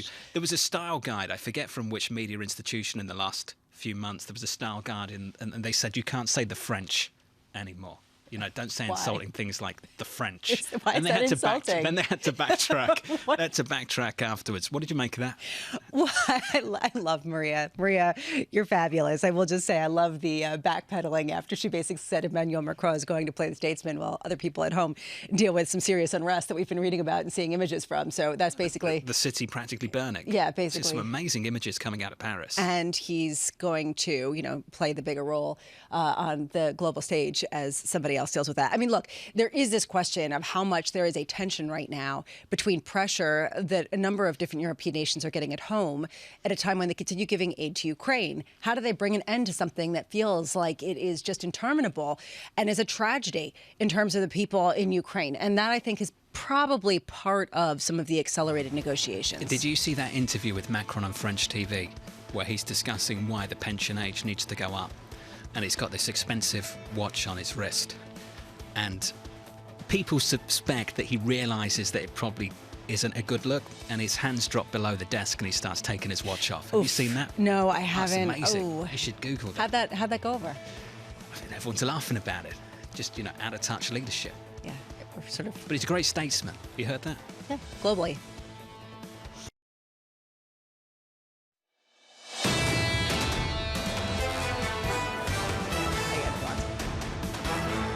60 minutes away from jobless claims in America, then 24 hours away after that into payrolls. From New York City this morning, good morning. Equity futures shaping up as follows on the S&P and on the Nasdaq too. Just about unchanged on the S&P 500. On the Nasdaq down by another 0.2%. Some underperformance there actually in the last couple of days, even with a big rally in the bond market developing off the back of weaker than expected economic data. So let's check out the bond market together. 2s, 10s and 30s look a little something like this. On a 2-year down 4 or 5 basis points. 3 373, trading briefly in the 360s in yesterday's session. ISM Services, downside surprise. ISM Manufacturing, downside surprise. The ADP report, for whatever that's worth, downside surprise. Job openings. I'm old enough to remember when JOLTS, we wanted them lower. Now JOLTS, downside surprise. Bad news, Lisa. Well, it might somehow confirm this idea that we are seeing a real softening in the labor market, and this basically around the edges seems to support that, which is the reason why people care about ADP. Let's talk about the euro just briefly. We're going to build on this in just a moment, so stay tuned for it. The optimism around Europe relative to the increasing pessimism, relatively speaking, in the United States leaves euro dollar, Lisa, at 109.11. And we're going to talk more about this divergent story and how much further it has to go. When you talk about economic data, it's not just what's coming out of the official channels, but also specific companies. And that's the reason why I find Costco so interesting. Yesterday, they were reporting a disappointing total comparable sales total for March, basically showing a decline versus an expected gain. This also comes as e-commerce sales dropped almost 13% during the 5-week retail month period. This is the concern that people have. How much are you seeing consumers pull back? How much are you going to see ongoing cost cuts as a result? And Costco shares lower by 2.6%. Target shares, perhaps in sympathy, down 0.8%. FedEx, and this is also building on that story. Those shares gaining 1.3%, building on the gains yesterday after they announced they were merging delivery networks, basically bringing FedEx Express, ground services, and other operating companies under the same umbrella. This is cost cutting. This is what happens when companies are looking for ways to increase profits and they don't see channels of growth in just economic expansion. And this is the reason why the specific companies and the earnings reports that we're about to start getting potentially could be more important, John, than any official data that we get out of the Federal Reserve or the BLS. Morgan Stanley on FedEx. They said this: the one FedEx announcement puts the company on the path to the holy grail of integration gains. That all sounds great, doesn't it? And then you see their weighting, the equal weight weighting, and then the price target is only 180 from 145, which is below where we are right now, because they go on to say, Lisa, it will likely involve smaller steps and take longer. And it also indicates that there aren't that many other channels for potential increased profitability other than cutting costs and trying to streamline operations. What happened to sell on the sell side? It's a great question. Why is it always equal weight or hold when the price target is below where the stock is? I'd like to see some academic studies on that. Is that like access yeah. analytics? Yeah, it's been that for forever. Okay. Which is just nuts also. Anyway, we promised we'd talk about Europe, so let's do that. As European equities come close to wiping out the losses from March, the former Bridgewater chief investment strategist Rebecca Patterson predicting a gloomier long-term outlook for the continent, writing in the FT recently this: even with modest reforms and potential economic support from the ECB through its transmission protection bond buying instrument, probable fiscal bout tightening next year will coincide with higher interest rates and less external growth support from both China and the United States. That seems highly probable to get many investors in Europe gloomy once again. I'm pleased to say that Rebecca Patterson joins us right now. Morning, Rebecca. Good morning. Not the first time we've played this game in Europe. No, the optimism comes back and then we get deja trapped. vu all over again. Yes. I mean, I think in the case of Europe, they stalled their growth and stability pact fiscal belt tightening during the pandemic, but that's coming back into force next year. They're trying to do some fiscal reforms, but it's going to be at the edges. It's not going to be meaningful. So people will have to start belt tightening again next year. At the same time, the ECB is telling us regularly that they're not done. So we have higher interest rates. We, I'm sure, are going to get tighter lending standards in Europe, just like in the U.S., then the fiscal tightening as well. And the tools they have, it's such a mouthful, transmission bond. I need more coffee. TPI, but just go with yeah, TPI. Thank you. Your viewers and listeners know. So maybe those will help because it's sort of a safety net, is out there. But are they going to use it? They've never used it. How is it going to work? It's an if, not a when. And then it's just China's slowing. A lot of European stocks are very globally focused. China's going to be slowing into next year after its reopening surge. The U.S. is clearly going to be slowing. So that external demand that tends to help a lot of European stocks is going to fade quickly. So I think you're just going to have a lot of factors coming together at once. That means that the rally we've seen in recent months in Europe is just not likely to persist, unfortunately. Where does that leave the single currency? Close to 110 at the moment. That's a great question. I think part of what's happening right now is a relative shift in interest rate expectations. The ECB staying a little more hawkish. I mean, the Fed expectations priced in the market are so all over the map. I mean, we're now looking at maybe a 50% chance of a hike in May in the United States versus 70% at the beginning of the week. So it's very, very fickle. But what gets me and what I think is hurting the dollar more is the rate cuts being priced in for the second half of this year and into next year, which I still think are unlikely. Now, if I'm right and the Fed pauses but does not cut, I think that's going to bring a measure of support to the dollar that we're not seeing right now. And if you have that happen at the same time that the economy is slowing and people are saying, give me those 5% T-bills, give me those U.S. bonds for liquidity, I think you could see more dollar strength further out. Although it's not going to be an easy call, given that the U.S. is starting from a position of a pretty big current account deficit. I want to tie in the conversation that we had earlier this morning with Luigi Zingalas of the University of Chicago, because it does introduce this real overhang of the banking stress that we've seen recently. And is it just the beginning of a banking system that cannot handle the pace of increases that the Federal Reserve has made to interest rates? Do you think that basically it is between a rock and a hard place for the Federal Reserve? If they do go through with the plan that you say, we're going to see a pretty significant recession later in the year that's going to challenge the dollar. It's going to challenge all sorts of risk assets. Well, it's interesting when you say challenge the dollar. If we have a harder recession and that helps bring inflation down to 2 or below 2, which would be really fast. So I'm not sure that's a given. The change in rate expectations is already there, right? So that's already reflected in the dollar's current value. So I think the bias of risk is that the Fed doesn't ease as quickly. It doesn't bring the dollar down lower, which all else equal would probably be helpful for U.S. stocks. I think the trade here is not so much in the currency and the dollar as in U.S. equities. You know, U.S. equities, I think part of the support they're getting year to date, and we know it's very much under the hood. It's a few tech stocks driving everything. But the broad support they're getting is still, I think, in part this hope springs eternal that the Fed is going to come to the rescue. And even if inflation is coming down, the pace of inflation is coming down quickly, we're still multiples above the target. So to think that we're going to get either inflation down quickly enough without more economic pain, which would flow through to earnings, or something big is going to break. You mentioned banking. If something bigger breaks and a crisis supersedes inflation for the short term, that could lead them to cut. But in either of those scenarios, it's not great news for equities. And I think it could be good news for the dollar if you see people outside the U.S. coming into the U.S. for safety, for the relative liquidity, the relative yield that we offer. What's the threshold to cut rates? And I ask this because we're going to be talking more about political pressure, especially as we start to see the pain that we've been expecting.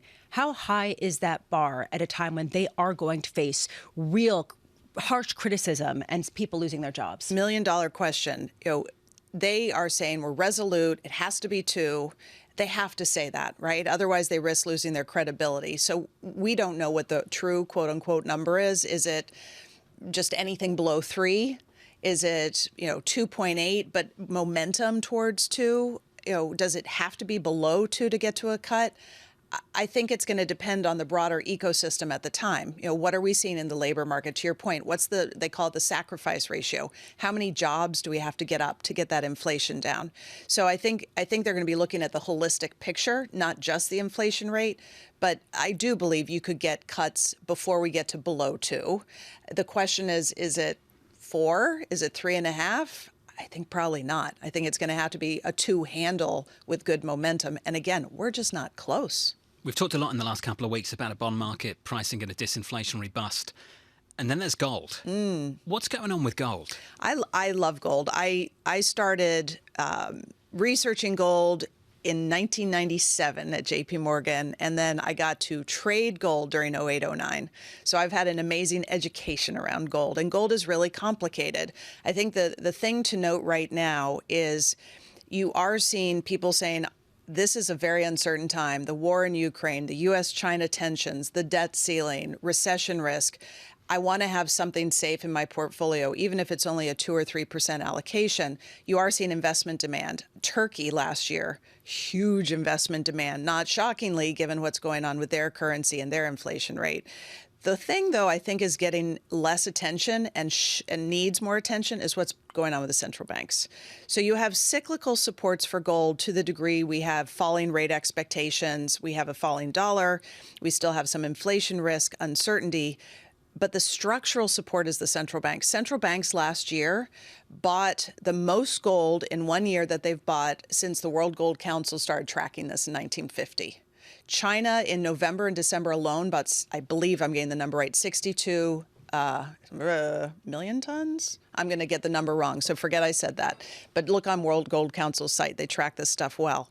But I think the important thing is as the U.S. is maybe pushing away some of its previous friends, like they'll put it that way. There are central banks saying, how do I diversify? And Russia showed that diversifying into the Canadian dollar bonds or Australian dollar bonds, that's not good enough because they're going to work with the U.S. Gold gives them a little more room to maneuver. And so I think you're going to continue to see central bank support for gold in addition to the investment demand, jewelry demand. So we're close to an all-time high in gold. I would expect this year it's going to hit a new all-time high. Rebecca Patterson, thank you. You're welcome. North of 2K, this was great. I wonder if there's some deposit flight in the mix as well with the gold trade too, Lisa. Yeah, basically looking for a place to go to kind of hunker down. I love the historical references as to why gold was a store of value traditionally. And this idea that it required an army to kind of, protect the stores. Yeah. I go back to that and I just wonder, the physicality of it. Is it going to become a liability or is it going to be an asset that you can hold on to it? Yes, but a liability in that it's harder to transact and harder to liquidate in the same kind of way in a very different market now. Back in Europe, we used to calculate how much it would cost to rent space in a vault and what ultimately you'd want to be in. And the Swiss used to have the highest denominated note, so you could get the most Swiss francs in a particular, say, a square meter. Yeah. Gold are part of that story. Storage costs, all of the above. But Yeah. you can spend a lot of time on this stuff. I enjoy that. Kind of go a bit nuts. Instead of golf. Brent Schutte of Northwestminster Mutual Wealth Management joins us in about 20 minutes. How dare you? I dared. Instead of golf. Well, I'm just saying that's what relaxes me. No, Storage costs. no. Education and the commercial break coming up. From New York, this is Bloomberg. Keeping you up to date with news from around the world with the first word, I'm Lisa Mateo. It's no secret that China wasn't happy about House Speaker Kevin McCarthy meeting with Taiwan's President Tsai Ing-wen in Southern California. The country had released statements condemning the meeting, but political experts tell Bloomberg President Xi Jinping has several reasons to hold off any aggression. He's currently hosting French leader Emmanuel Macron and European Commission Ursula von der Leyen to win support for his plan to bring peace to Ukraine. There was evidence in Jerusalem for a second straight night. Palestinian worshippers barricaded themselves inside the Al-Aqsa Mosque, and Israeli police used force to remove dozens of people. Police said young people threw rocks and other objects at officers. At the same time, Palestinian militants in the Gaza Strip continued their rocket attacks on Israel. Donald Trump's presidential campaign is trying to enlist donors who have supported Florida Governor Ron DeSantis. The campaign is using polling numbers to show that the former president is an unstoppable force in the race for the Republican nomination. Now, a memo describes him as pulling away from DeSantis in voter surveys and says his indictment in New York is rallying Republicans to his side. The Biden administration is calling it the largest community solar effort in U.S. history. Vice President Kamala Harris today is announcing an agreement between Summit Ridge Energy and South Korea's Q-Cells. Now, they'll deploy solar projects that can power 140,000 homes and businesses in Illinois, Maine, and Maryland. No financial details have been released. Global news powered by more than 2,700 journalists and analysts. I'm Lisa Mateo. This is Bloomberg.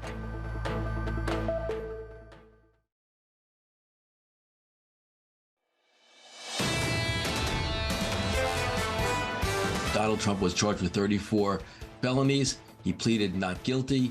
They set a next court appearance in December, and between now and then, there'll be a whole host of motions filed by Trump's lawyers to try to either change the venue of this case and or to dismiss it. I think that the biggest problem is going to be, can Donald Trump follow the admonition of the judge to try to temper his commentary on the case. Michael Zowden there, the former federal prosecutor on the events of the last week, which has dominated the attention of this country, here in New York City. Yeah. The former president going from Trump Tower down towards court. That conversation was actually amazing because he talked about the legal art of making a misdemeanor a felony. And we talked about why that was peculiar coming from a DA that seemingly is intent on making felonies misdemeanors. Right. So you could talk about this particular district attorney and some of the criticism he's come under locally and then pair that with the larger question. But there's a bigger issue here, which is even some people who don't love Trump are not particularly happy with this trial at a time when there are other potential legal actions. And it seems to be really helping him raise money and get sort of further in his political career. And it's interesting to see that Republicans and that Republican candidates are sort of forced to kind of rally behind him at a time when they otherwise were really critical of him. So kind of changing the scene in a big way. Including Ron DeSantis, yes, the governor of Florida as well, who's actually had to come out and say something in support of the former president. Including Mitt Romney, who voted to impeach the former President Trump, coming out and criticizing this case. This has been one of the big questions. How much does this create a liability for some of the people who didn't want to see the former President Trump as the leader of the Republican Party? But then also going forward, does this mean that we're definitely going to get Joe Biden running again and potentially winning the nomination? So John Harney of Bloomberg wrote this story up overnight that Donald Trump's presidential campaign is trying to enlist donors who have supported the Florida governor Ron DeSantis by presenting the former president's rising poll numbers as an unstoppable force in the race for the U.S. Republican nomination. We've seen some reports about how much the Trump campaign has raised in the last week alone, the last couple of weeks. Pretty phenomenal numbers. He's raised a lot of money and he's gotten a lot more attention, although under the radar. We've also seen other candidates start to raise quite a bit of money. So this is also something that we're heating up into a campaign season that's going to be really interesting. I just wonder how much we can dovetail what we're hearing in the theater of all of this into actual policies that need to get done in the next couple of months. And people talking about the debt ceiling debate, people talking about trying to create unity at a time when this just sort of increases some of the disparate views. The Speaker of the House, McCarthy, was speaking to Anne-Marie on the debt ceiling debate. We're going to catch up with AMH in about 30 minutes from now. Don't miss that conversation. To get the latest from Anne-Marie down in Washington and what she heard from the House Speaker just yesterday, I want to touch base with the markets just briefly. Equities, bonds and foreign exchange. And start with the equity market. Really interesting developments in the last week or so. We've just had a string of weaker than expected economic data. ISM manufacturing, ISM services, downside surprises. On the job side, that's the activity data. On the job side, jolts, downside surprise. Some nuance there, but let's go with the headline for now and move on to the ADP report. Downside surprise again, going into payrolls. We were looking for 240. Now something a little south of 240,000. We'll get that payrolls data tomorrow. But it was bad news and then bad news in the equity market in a way that we hadn't seen before. Even with this, in bonds. Yeah. A rally with yields much lower, Lisa. The 2-year, as I said repeatedly through this morning, at one point yesterday, trading in the 360s. Very close to that again now. We're down about 6 basis points on a 2-year to 371.50. You raised the point about Mohamed El-Erian talking about how you shouldn't really be trading on every data point. And I wonder whether we are, whether we're seeing people actually trade on every data point or use data points to confirm a narrative that is the new narrative du jour. And I say that because you could look beneath the surface and come up with a narrative that you wanted that would fit, the data that you're getting. But right now, we're seeing people very concerned about growth, especially in the face of some of the concerns around the banking industry. We just got challenger job cuts a little bit ago, and I mentioned that earlier. And this, to me, is interesting because it actually didn't rise as much as people thought. It rose more than 300%, but it's down from the prior reading. Are people going to look at data that does not confirm a narrative of softening? And that, I think, is really going to be an interesting takeaway from this moment. What did Connor Sen of Bloomberg Opinion say yesterday? That this economy was guilty until proven innocent when it comes to the economic data, reflected in what's been developing in the bond market? For now, at least with respect to the equity response to what we're seeing in bonds. Until now, we hadn't really seen that. And I think that's really an interesting shift that we've seen over the past couple of weeks, that suddenly equity markets are waking up to what bonds have been saying for quite a while, which is this Fed is going to be forced to cut rates in the face of real weakness, which is going to impede profitability. You mentioned Mohammed. I think Mohammed would be the first to say that different seats are going to have different opinions on this. So if you're in a market seat and you get incoming information like ADP, jolts, the ISM, both manufacturing and services, and you see a string of downside surprises, going to make a move on that. Get these shifting probabilities around a potential outcome, changing every single day, and markets are going to reflect that. If you're a policymaker, Have we had enough so far to make a change, to move away from the baseline? Their baseline still is get to north of 5, stay there, don't cut. That's what we want to communicate. They've had the opportunity to present in their quarterly forecast to the SEP, the summary of economic projections in the dot plot, to project all of that. Are they really going to start to make a change after a week of economic data? April 12th, we get CPI.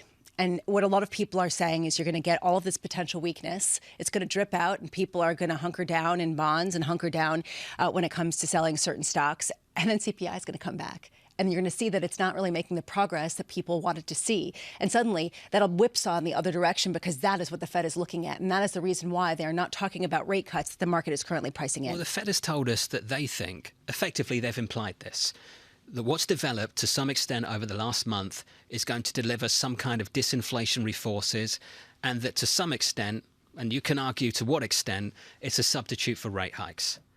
So once you've said that, if you start to see a deceleration in the economic data, a string of downside surprises before that story's even started to bite, then I think you start to build an argument that the Fed can back away, don't you?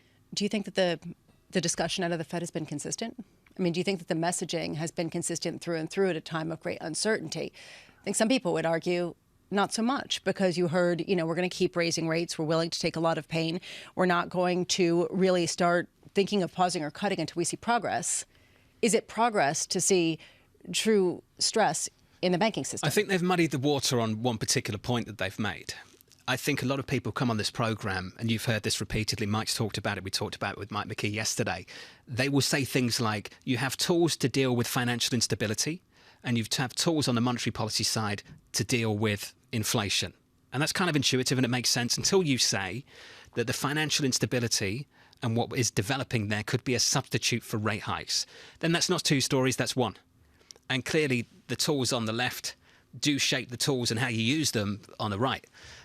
And I think that's where they've muddied the water. So when you see Torsten Slok of Apollo, this is what we're all looking at right now. It's not payrolls tomorrow. It's not CPI next week. It's banking stress.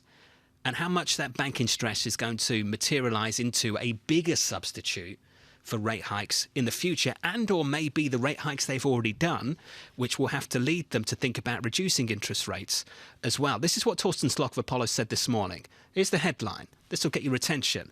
The credit crunch has started. Torsten went on to say, and he referenced this, Lisa, a survey of 71 banks in the Dallas Fed district done after SVB went under shows a dramatic reversal in loan volumes. This Fed survey was carried out from March 21 to March 29th. Is that going to continue through the rest of this year? Well, and a lot of people are saying they'd like more transparency, and that's why I think Luigi Zingales was so interesting. He said what he would like to see the Fed do is to come out and deliver a report that gives us some sense of how vulnerable some of these smaller and regional banks are and how much they're seeing real declines in their deposit base. I think it's telling that Western Alliance, one of the banks that came under some stress, those shares went down significantly on the heels of a lack of transparency around deposits and how quickly they were going down. Then yesterday late, they did reveal how much their deposits had gone down. Even though they had gone down, there still was a rally in the shares because people are looking to just understand what the scenario is, not just potentially just sell everything. I think those deposits in the first quarter were down 11%. Correct. Something like that. I wonder if the experience of that bank in the last 24 hours is a lesson for the regional banks that will report in the next few weeks. Transparency will be rewarded. Tell us more. Exactly. We'll see how much they're going to tell us. Remember, First Republic scheduled, and Shonali Bassett was keen to point this out, scheduled to report earnings on the 13th. We'll see if they have to come a little bit earlier as well. Then it's on to the big players. JP Morgan, I believe, on the 14th. And as Lisa mentioned, you get CPI on April 12th. A lot coming up, including payrolls tomorrow morning, 8:30 Eastern Time. The estimate just a touch below 240,000. We'll pick up on that conversation with Brent Schutte, the CIO at Northwestern Mutual Wealth Management. Looking forward to that conversation shortly. Futures just about turning higher, positive by a little more than 0.1% on the S&P 500, and yields stay lower. This move sticks over the last couple of days. We're down another 6 basis points on a 2-year, 372 from New York City. This is Bloomberg.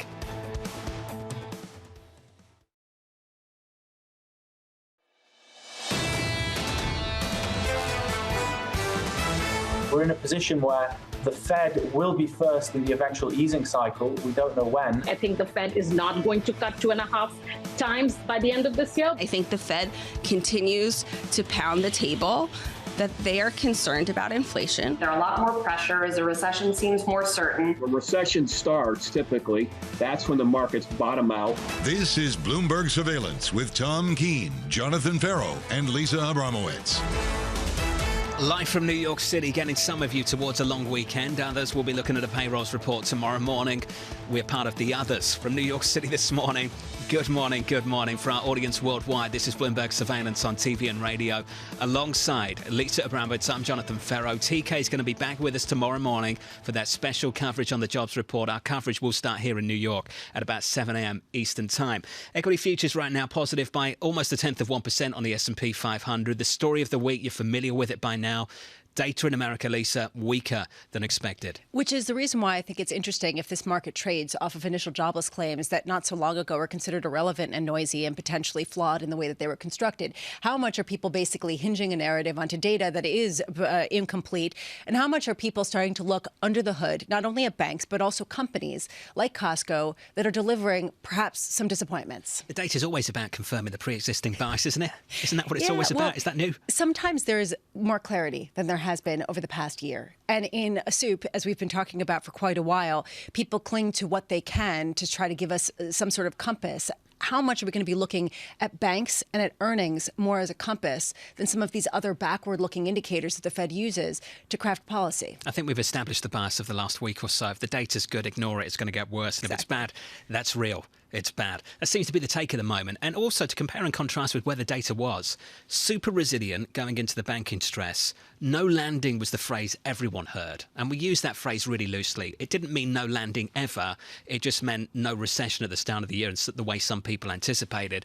And now all of a sudden it's hard landing banking stress and more stress in the banking system through the rest of this year. Here's what I want to understand, the read-through to inflation. Because if, let's say, we do get this weakness, does that bring inflation down? Is it going to be enough to really offset some of these other aspects? And if not, what do you get with respect to the political pressure and the market pressure for the Fed to move away from some of their higher rates at a time when inflation hasn't been defeated? And that's when I think it'll start to get really interesting in the bond market. I'll keep returning to the calendar for you. Tomorrow morning, payrolls. A little bit later this morning, 27 minutes from now, jobless claims.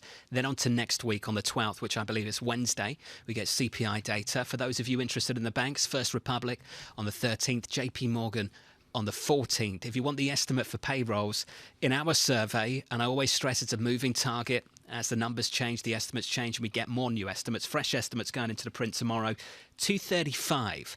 That's come down a touch from 240 following the weakness we've seen develop in the economic data so far this week. 235 is the estimate. Remember the previous number, 311,000.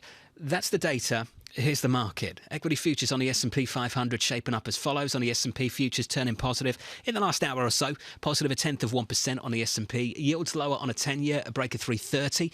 On a 10-year, we're down 3 basis points to about 328. Talked a lot about the 2-year. Let's talk a little bit more about the 2-year, Lisa. We're down 6 or 7 basis points to 371. After starting the week north of 4%. Which is the reason why I keep thinking about the Fed credibility gap. Right now, if you take a look at Fed funds futures, you're looking at a Fed rate of 3.8% by January of next year. That's down from almost 5% currently. How does that read through? At what point does this really undermine the Fed's ability to direct markets if their communications lack the oomph to actually effectuate a change in market direction? Are there reasons to embrace the gloom? Brent Schutte joins us now, the CIO at Northwestern Mutual Wealth Management. Now, Brent, you're not usually the guy we'd go to embrace the gloom. Are you embracing the gloom? Yes, we do think there's going to be a mild recession in the coming quarters. So I don't know if I'm embracing the gloom completely, but certainly I do think the preponderance of the data, I've heard this show this morning, continues to point to a recession. And I think that's likely to occur in the next few months. And so certainly, I suppose that's a bit gloomy. I guess the good news is that fixed income, once again, for investors is behaving as a hedge against falling equity markets.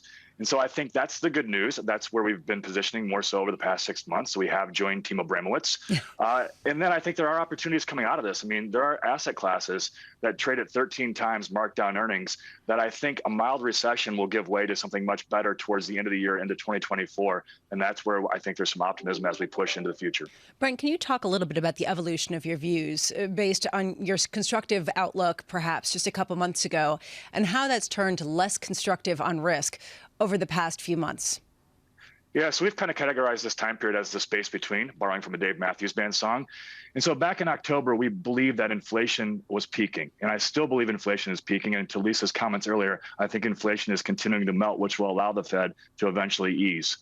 But we were kind of in the space between fears. And so as inflation kind of came off the boil, you started to see the markets do better. That's why we did better into the end of the year. But we thought we were headed towards recession fears because the Fed has gone too far. And so maybe that's the change that I've had over the past few months. It's been more so that we are headed towards a recession. The preponderance of the data points that way. And we thought investors would eventually have to embrace some rougher times as the market started thinking about a recession, which I think is what you're seeing exactly right now. And that's why over the past 6 months, we've shifted more towards fixed income and lengthened our duration, because we did believe, once again, it was a hedge. It wasn't in 2022 because the equity market downside was caused by too much. It repriced, and we thought the equity market downside would be caused by too little, which is kind of what you're seeing right now.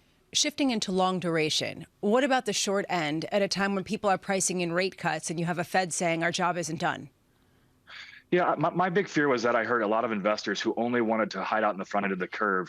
And I don't know where rates are going to be in 2 years. I suspect they'll be lower. And so if you think about reinvestment risk, not only just higher yields, in which they were at the time, we wanted to embrace more of the long end of the curve because the 10-year Treasury yielded 4%. Where do you think that 10-year Treasury might be in a couple years? Where do you think the 2-year Treasury might be in a couple years? And so it was more along that commentary there. And if you look over the past few months, I mean, the longer end of the curve, despite the shorter end going down, when you add in the duration there, has done better than the shorter end. Brent, this raises a really important question about the amount of money that's gone into money market funds over the last couple of months. Do you get the sense that a lot of that, at least in the last month or so, is just about guaranteeing return off capital and not return on capital? Yeah, I mean, this is what investors shouldn't do, which is panic. I mean, no one knows for certain what's going to happen. And the equity markets have discounted some of the recession already. If you think about it, we made our high 15 months ago. If you look at the past 11 recessions, that's the longest time period into a recession from the market peak to if it started today, which we can argue about when the recession is going to start. That's always an interesting conversation. And if you think about it, we're still 15% lower than what we were at the beginning of January of 2022, which would be the second largest decline from peak to recession start date that we've seen. And so I don't think it's all gloom. I just want to make sure that people, the way that we handle uncertainty is diversification and making small tilts around the edges.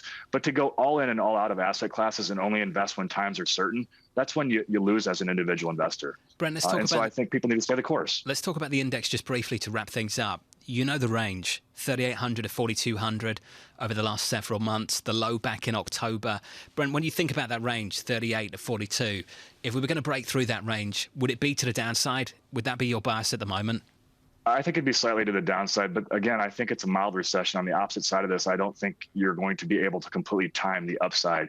And so I don't think people should get too negative because you have discounted some. But I do think, yes, the S&P 500 especially has some room to the downside. Have you developed any thoughts on where the equity leadership's going to come from if you do truly believe that maybe this bond market moment is just a moment? I think the equity market leadership in the next cycle, this reminds me so much of 1999-2000, where large caps didn't do so well in the coming expansion that was after that recession because they were priced to perfection. I think small and mid caps, which trade at 13 times already marked down earnings, well below their historical average, a margin of safety. I think that's where the equity upside is coming out of this on the opposite side. And I know we're all negative on Europe still. I heard the commentary before. I think there still is some upside in international stocks, which have a dollar declining tailwind behind them now. Plus, they trade at low valuations also. Brent, just quickly, the small and mid caps, there's exposure there to the financials, particularly on the Russell. Brent, is that a story you also have some faith in? Yeah, I don't think we're in a cascading bank default. Think about what we've talked about and what it caused the downside in the banks. It was their collateral was going down. Their high quality collateral had gone down because rates had risen. Where have rates gone the last few weeks? And are the losses there as big as what they once were? I think that's a key differentiation between today and 13, 14, 15 years ago, where the collateral, where the assets weren't quality. And so I think that the buffers will work. It's unfortunate that those banks just got caught in a period of time where rates were still rising and those mark-to-market losses were large because of that. Brent, this was wonderful. It's great to get your insight. Brent Schutte there of Northwestern Mutual. Not a perma bear. It's interesting to hear someone who's usually constructive come out and say, you know what, got to acknowledge where the data's going and it's getting weaker. And that's the reason why people have increasingly perhaps moved away from just buying every dip, and you're starting to see that change in behavior. I wonder if diversification now goes back to meaning bonds and stocks, or whether it changes and diversification is something slightly different, a different mix of stocks or a different mix of bonds. And that, to me, is going to be the theme coming out of this year. How much have we actually moved away from the broad benchmark indexes? Moved away from the S&P 500. Just hug it and hold it. And look at the gains month after month after month for 10 years. That's exactly it. I know. And that's what we've got for earlier this year. Yeah, it was only 20 stocks. But if you got those 20 stocks right, great, good for you. But otherwise, if you hugged the index, you were golden. Well, this is why the leadership story is so important, because of the member weighting of the big tech players, the mega cap stocks. The leadership question is vital. I don't know if we can answer it yet. And also, I think a lot of people think that that answer depends on what will develop in the bond market. If we do get a Fed that gets to 4 or 5% and stays there and doesn't go back to the old days, then maybe it's going to be difficult to get back to the days of tech outperforming and the Nasdaq ripping. But to your point, as we've seen through the year so far, year to date, what's winning? Exactly. Big tech. And that's come on the heels of, at one point, higher rates. And now you're seeing an underperformance. But honestly, if people really believe that something is breaking and that this banking system cannot handle the pace of the hikes that we've seen to date, well, that would kind of support going back to a lower rate, at least in the near future, for a little bit. There's certainly some evidence that some banks are struggling to deal with rates at 4 or 5% from zero a little more than 12 months ago. So this is what we're going to do in the next 20 minutes. Jobless claims come out. Lisa's going to break down that information for you. She'll catch up with Carl Riccadonna of BNP Paribas. Look out for that conversation. Before we get there, Speaker McCarthy catching up with Bloomberg's Anne-Marie. We'll catch up with AMH in just a moment. Keeping you up to date with news from around the world with the first word, I'm Lisa Mateo. In Beijing, France's President Emmanuel Macron urged Xi Jinping to use his influence to help restore peace to Ukraine. He said that China's president could bring Russia, quote, back to reason and end the fighting. Xi has sought to rally international support for a vague peace plan. The U.S. has dismissed the idea, but France has welcomed China's effort. House Speaker Kevin McCarthy says that China can't dictate who he meets with. McCarthy spoke with Bloomberg after meeting with Taiwan's President Tsai Ing-wen in Southern California. The gathering included both Republicans and Democratic lawmakers. McCarthy says he would like the U.S. to speed up arms sales to Taiwan. Meanwhile, McCarthy has a warning for Wall Street. You should worry about the political impasse over raising the debt ceiling. McCarthy told Bloomberg he's very concerned about reaching a deal with Democrats, but he's still opposed to increasing the nation's debt limit without curbing government spending. Airbus will double its production of its best-selling single-aisle jet in China. It's a bold bet on future demand for air travel and aircraft orders in one of the world's biggest aviation markets. The move in China is a key part of Airbus's plan to increase production of the A320. And in Texas, the threat of more blackouts has prompted state Senate Republicans to take action. They've pushed through a plan that could compel residents and businesses to fund a fleet of new natural gas-fired power plants. Now, lawmakers want to avoid a repeat of the deadly week-long grid collapse during a historic freeze in 2021. Global news powered by more than 2,700 journalists and analysts in over 120 countries. I'm Lisa Mateo, and this is Bloomberg.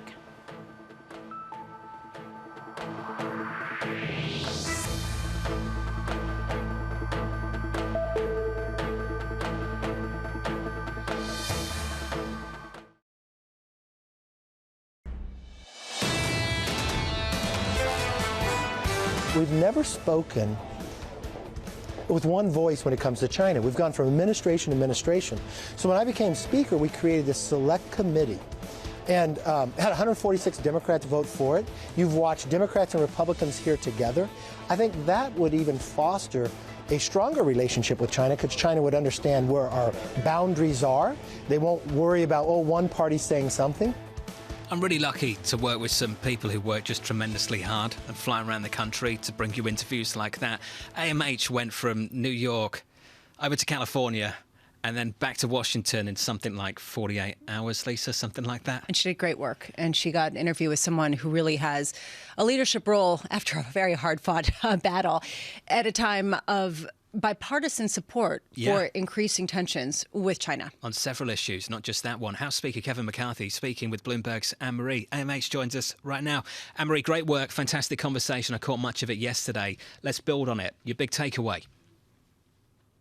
Well, one is for sure that Speaker McCarthy wanted to show a bipartisan response, really, in this action against China and standing up with Taiwan. Even when he was meeting with the press after, he wouldn't talk about former President Donald Trump when questions were asked about him, or current President Biden. He said, no, we're here to talk about what this bipartisan group of lawmakers are going to do in response to Taiwan. And those things, he said, is he wants quicker ammunition and the weaponry that is being supplied to Taiwan. He wants to make sure there's the easing of the backlogs. And he wants to be able to say that this Congress is speaking with one voice. And he's really trying to trumpet the House China Select Committee.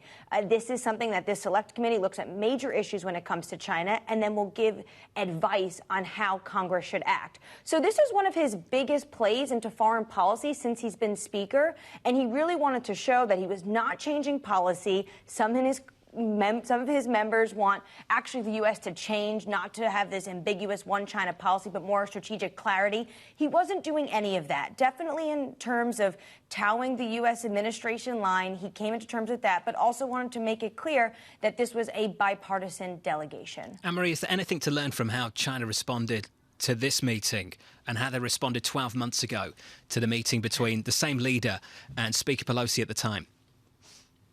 Well, we already saw an aircraft battle tanks go into the southeastern seas of Taiwan. Also, there was reporting that they were now inspecting maritime cargoes going across the Taiwan Strait. But this is a very muted response compared to when Speaker Pelosi made her trip last summer. We have never seen anything like what we saw in the response of her trip last summer, including a missile flying over Taiwan. And that was by design.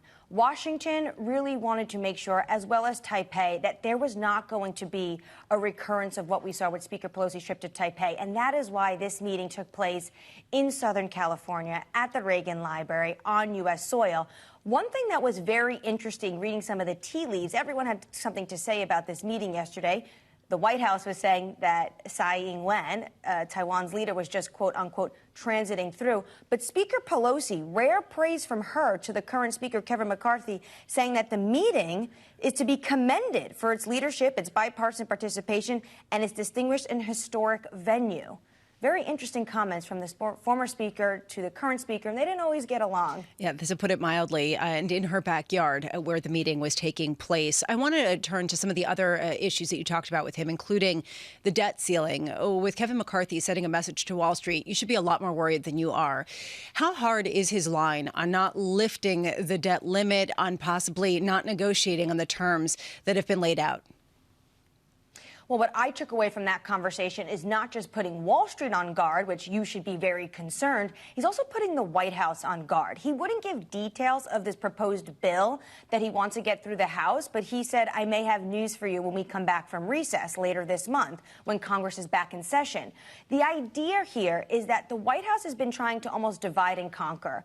They are saying we will not negotiate fiscal spending cuts when it comes to the debt ceiling. It must be a clean debt ceiling lift, as it has been 3 times under the former administration. And what Speaker McCarthy was insinuating to me yesterday is that they plan to have this bill hit the floor. Now, this bill, if it gets to the House, will obviously only have Republican votes and has no life in a democratically controlled Senate. But what it does show to the White House is that McCarthy has his members in line and that they will not budge, and that what he really wants is another conversation with the president. Well, I want to pick up on that. It has his members in line. At some point, he had to give up quite a bit of power to have the position he has. How surprised are analysts that he has been able to consolidate the Republicans around unified views, considering the fight that it took to get him there? Well, this is where the tension is. The White House does not think, or the strategy is they don't think he's going to be able to do it, given the 15-round votes it took to get him to the speaker podium. What he is signaling is that he thinks he will be able to have his members in line. But remember, there's going to be a lot of negotiations within the Republican Party in the House, because there is a wide spectrum on how they should view the spending cuts, what they want to see, in lieu of their votes to raise the debt ceiling. So this is what he wants to do, but we haven't seen it yet. We haven't seen that bill hit the floor. Anne-Marie, these are 2 points then. China, Taiwan, you've talked about that. Debt ceiling debate, you've talked about that. What did Speaker McCarthy have to say about what's happened with the former president this week? Well, he says this is politically motivated, and he said it's not just Republicans. He mentioned the former governor of New York, Cuomo, as someone who also thinks this is politically motivated. Obviously, what you've seen from the former president is very divided, hardening these partisan lines. I did ask him, though, if he would support more people coming into the Republican candidacy to run for the 2024 bid. He deflected and he said, well, we haven't even seen Biden announce his candidacy yet. What are the Democrats doing? But that's not your party, Mr. Speaker.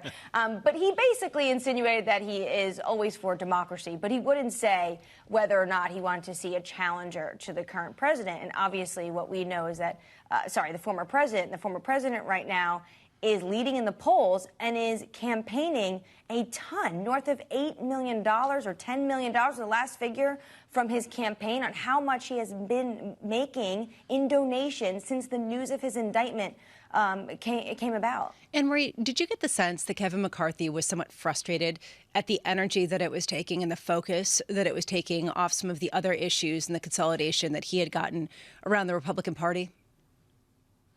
Well, he didn't say that, but I think it is fair to say that yesterday in Southern California, there was a pretty big group of reporters, especially international reporters there. But the day before, when I was in Southern Manhattan, it was blocks long of reporters. I've actually never seen so much press in my entire life outside the New York State Supreme Court on Center Street. And I think what that signals to me is what I think it signals to a lot of people, that once the former president has a huge story around him, he takes the oxygen out of the room.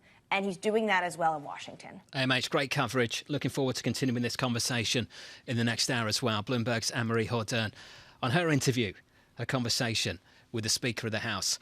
Lisa, clearly it's taken away a lot of oxygen from some other big issues down in Washington. And other people who would otherwise be potential leaders in the Republican Party. This is what people are talking about instead of the debt limit that everybody just shrugs off and assumes they'll try to fix, and they'll get it done at the last minute. And yet I do wonder under the hood how much frustration there is among a number of different political operatives saying, we wish we could just get back to what we have to do in Washington. You remember Operation Biden for the campaign in 2020? It was sit back, do nothing, and let the president, at the time, President Donald Trump, take the airwaves.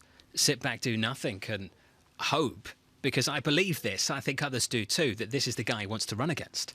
I mean, without a doubt. The polls bear that out, that if it is a matchup of President Biden and former President Trump, that President Biden has the massive upper hand on winning the general election, which has got to be creating some agita among a number of Republicans who both want to come out and support, but also want to win.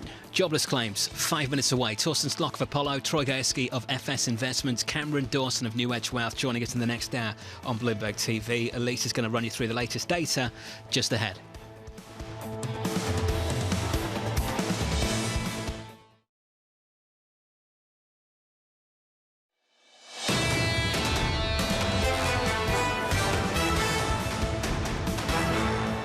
Breaking down in bond yields, breaking down in stock futures, 30 minutes ahead of what we get with respect to an additional bunch of data just minutes away from the latest initial jobless claims here. If we want to walk you through some of the data, we are seeing the NASDAQ continuing to underperform the S&P at a time when people really are wondering if bad news is bad news. The S&P just slightly down, but yields sharply lower. If you take a look at a 10-year yield, 3.25%. Taking a look at the economic data as it crosses with initial jobless claims front and center after yesterday's disappointments with respect to the ADP payrolls, as well as what we saw with the JOLT survey, a confirmation from initial jobless claims, which actually rose to some of the highest levels that we've seen in a while. 228,000 reported initial jobless claims, up from 198,000 the month before. If you take a look at continuing claims, they also rose to 1.8 million from 1.68 million. So again, if you're looking for some sense that the labor market is softening. You are getting it in some of the anecdotal data. If you take a look at markets, you are going to get a response from that because this basically confirms the narrative that we have been seeing. Taking a look at yields right now, you could see 2-year yields just a touch lower, and you could see it now at 3.7%, and you could see 10-year yields as well following suit. I am so glad to help me break this all down. Carl Riccadonna, Markets 360 Chief U.S. Economist at BNP Paribas. Carl, wonderful to see you in studio. Your first take on the importance of some of this just drumbeat of data pointing to a softer labor market. Well, as I was thinking about the data dropping before I walked on set, I thought, well, the rule of thumb is if claims move up by about 10% over the prior quarter average, that's often kind of an alarming signal that you're heading towards recession. So as I was guessing in my mind, well, what would that be? I was thinking about 230,000. So we're pretty much right there at the kind of level that gets outside of any kind of noise and starts to be more of a meaningful signal of some problems. Now, the big debate is whether it's a slowdown or a hard stop. I don't think this is hard stop evidence just yet. Also, I'm just extra sensitive around interpreting jobless claims in the weeks around the Easter holiday, basically, because that's when school spring breaks happen, and often we see these kind of one-off spikes or dips in claims that get ironed out in the subsequent weeks. So if we're holding at these kinds of levels for a couple of weeks and there's not a retracement, then that would be more alarming to me that we are starting to see the real deterioration in labor conditions that could be pushing us to a much weaker pace of economic activity. Is that enough for the Federal Reserve to really perhaps cut rates, considering that they've been targeting inflation, and this doesn't speak necessarily to progress in the inflation fight? Well, there's some progress in the inflation fight, but it depends where you look. And if you look at the part of the inflation basket that really matters to the Fed, so core inflation, and then let's narrow it even further and look at core services, you're not seeing improvement to any material degree on that front yet. And that is what is haunting Fed policymakers in the backs of their minds as they realize that is what has to break to really be back on a path towards a sustainable path towards 2%. We are not seeing that in the data. Now, if the labor market is slowing, that is a key factor that we need to see to move in that direction. But again, 1 week in jobless claims is not there. We saw some cracks in the facade in the last jobs report. You saw finance actually looking pretty weak. You saw manufacturing starting to look weak as well. And so I think those trends will continue. It's not necessarily that tomorrow's jobs report is going to be the key one, right? The survey week was actually the same week that we had all the stresses in mid-March in the banking sector. I think it'll take a month or two for that fallout to really start to show up in the economic data. But the direction of travel is pretty clear here. When we talk about what we got in terms of the past week, I want to also talk about revisions. We just got those as well. They just populated 246,000. It was revised upward from 198,000. The total number of continuing claims also revised upward from last week from 1.68 million to 1.8 million. So this is a couple weeks in a row now that there is an elevated number of initial jobless claims.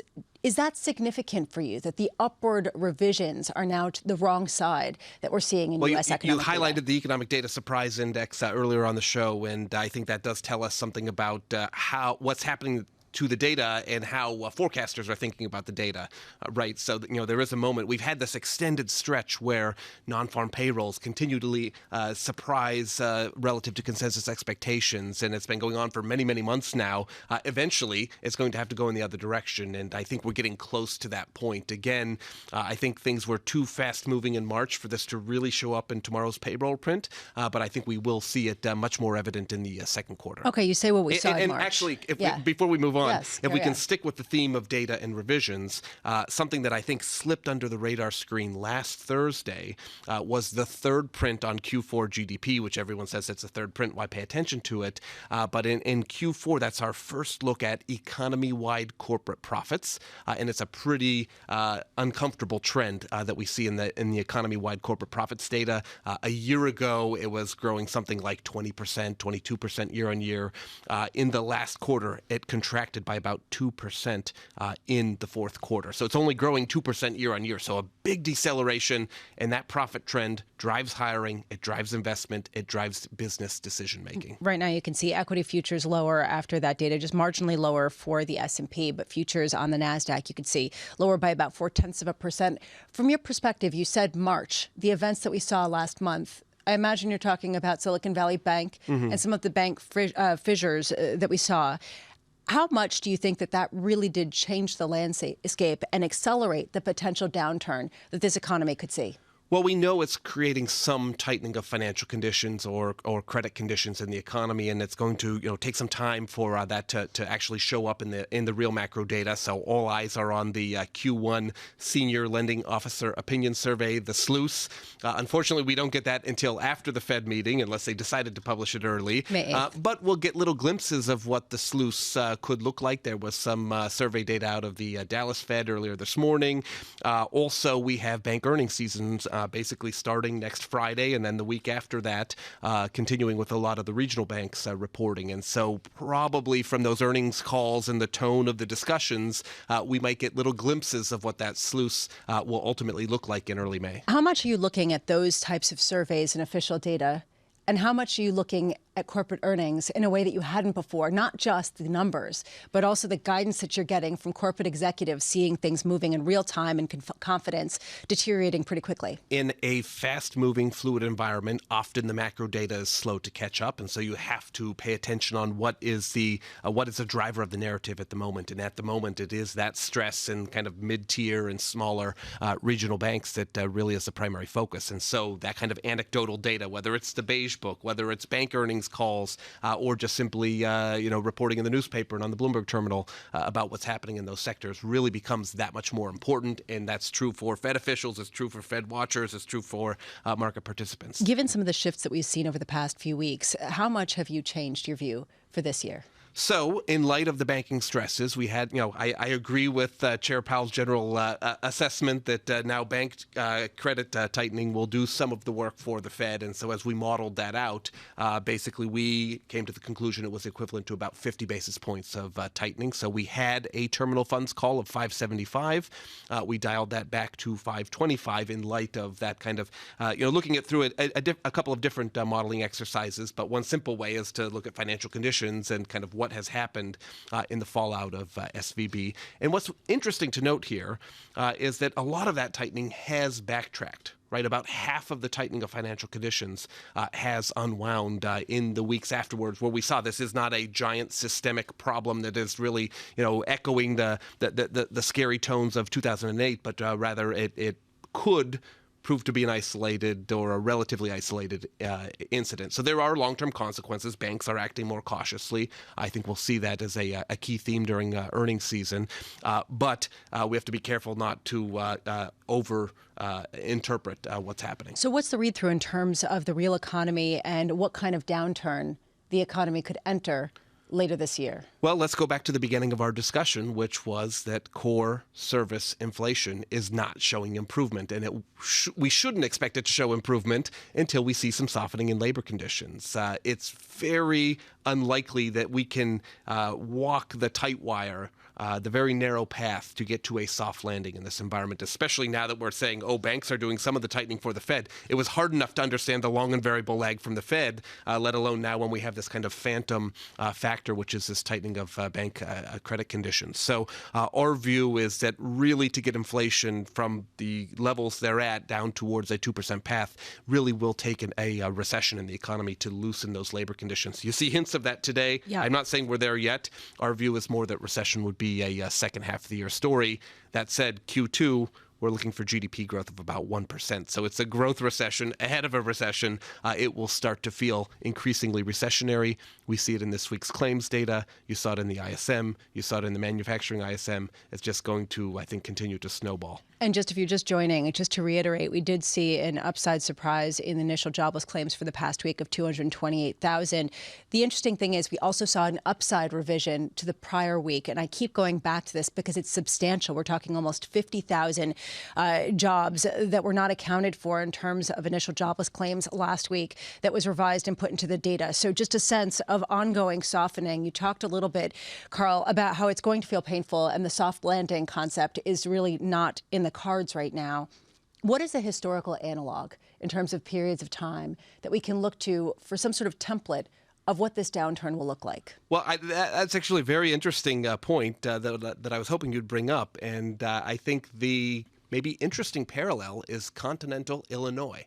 And you're saying, what? You're wrinkling your brow. And for good reason, right? Continental Illinois was a bank failure in 1984. It was the biggest bank failure in U.S. history up to Washington Mutual in 2008. And of course, as you know, there was no Great Recession in 1985 or 86, right? We went on till 1991 before there was a recession. So John yesterday on the show was talking about the long and variable lag of banking crises or banking stresses as opposed to monetary policy. And I think that's very important. People don't remember Continental Illinois. The Fed continued tightening, raising the interest rate after the fact, and the economy did not succumb into recession. So when everyone is just universally saying we're heading into recession because of the banking stresses, then we have to put on our contrarian hat and just think a little bit more creatively. But that episode tells you it's not fait accompli that we're heading into recession. That being said, even before the bank stresses, our view was the Fed is, whether it's the banks doing it or the Fed, we have to tighten policy to a point where we start to break the labor market, and that is recessionary. Carl Cardano, wonderful as always. Thank you so much. It's been too long. Carl Cardano of BNP Paribas. We always appreciate his insights. Coming up, we've got John Gates, CEO of Americas in JLL, talking about commercial real estate. And tomorrow we will be here for Jobs Day special. We have it starts at 7 a.m. Priya Misra of TD Securities, Ellen Zentner of Morgan Stanley, Randy Krosner, formerly of the Fed, and Mohamed El-Arian of Bloomberg Opinion. This is Bloomberg. Keeping you up to date with news from around the world with the first word, I'm Lisa Mateo. Well, it's no secret that China wasn't happy about House Speaker Kevin McCarthy meeting with Taiwan's President Tsai Ing-wen in Southern California. The country had released statements condemning the meeting, but political experts tell Bloomberg that President Xi Jinping has several reasons to hold off on any aggression. He's currently hosting French leader Emmanuel Macron and European Commission Ursula von der Leyen to win his support for his plan to bring peace to Ukraine. In France, unions are leading another round of strikes and protests against President Emmanuel Macron's pension reform.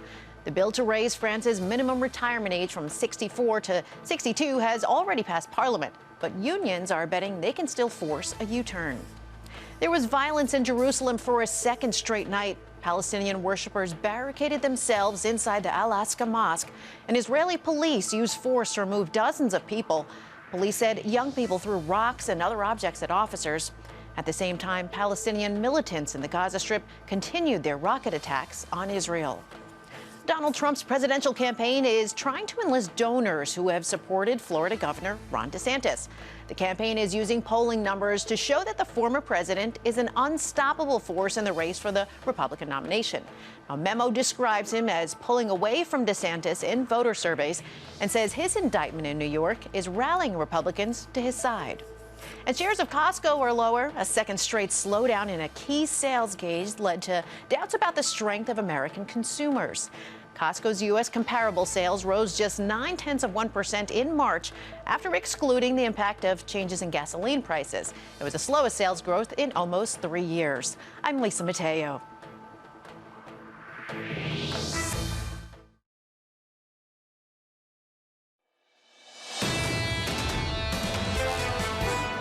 If you look at Silicon Valley Bank, I don't think that they have a return on assets that justify a higher deposit. That's the conundrum. If the problem were solved simply by increasing rates, it would be easy, but they cannot afford to. So you're saying this banking system does not work with rates of 4% plus?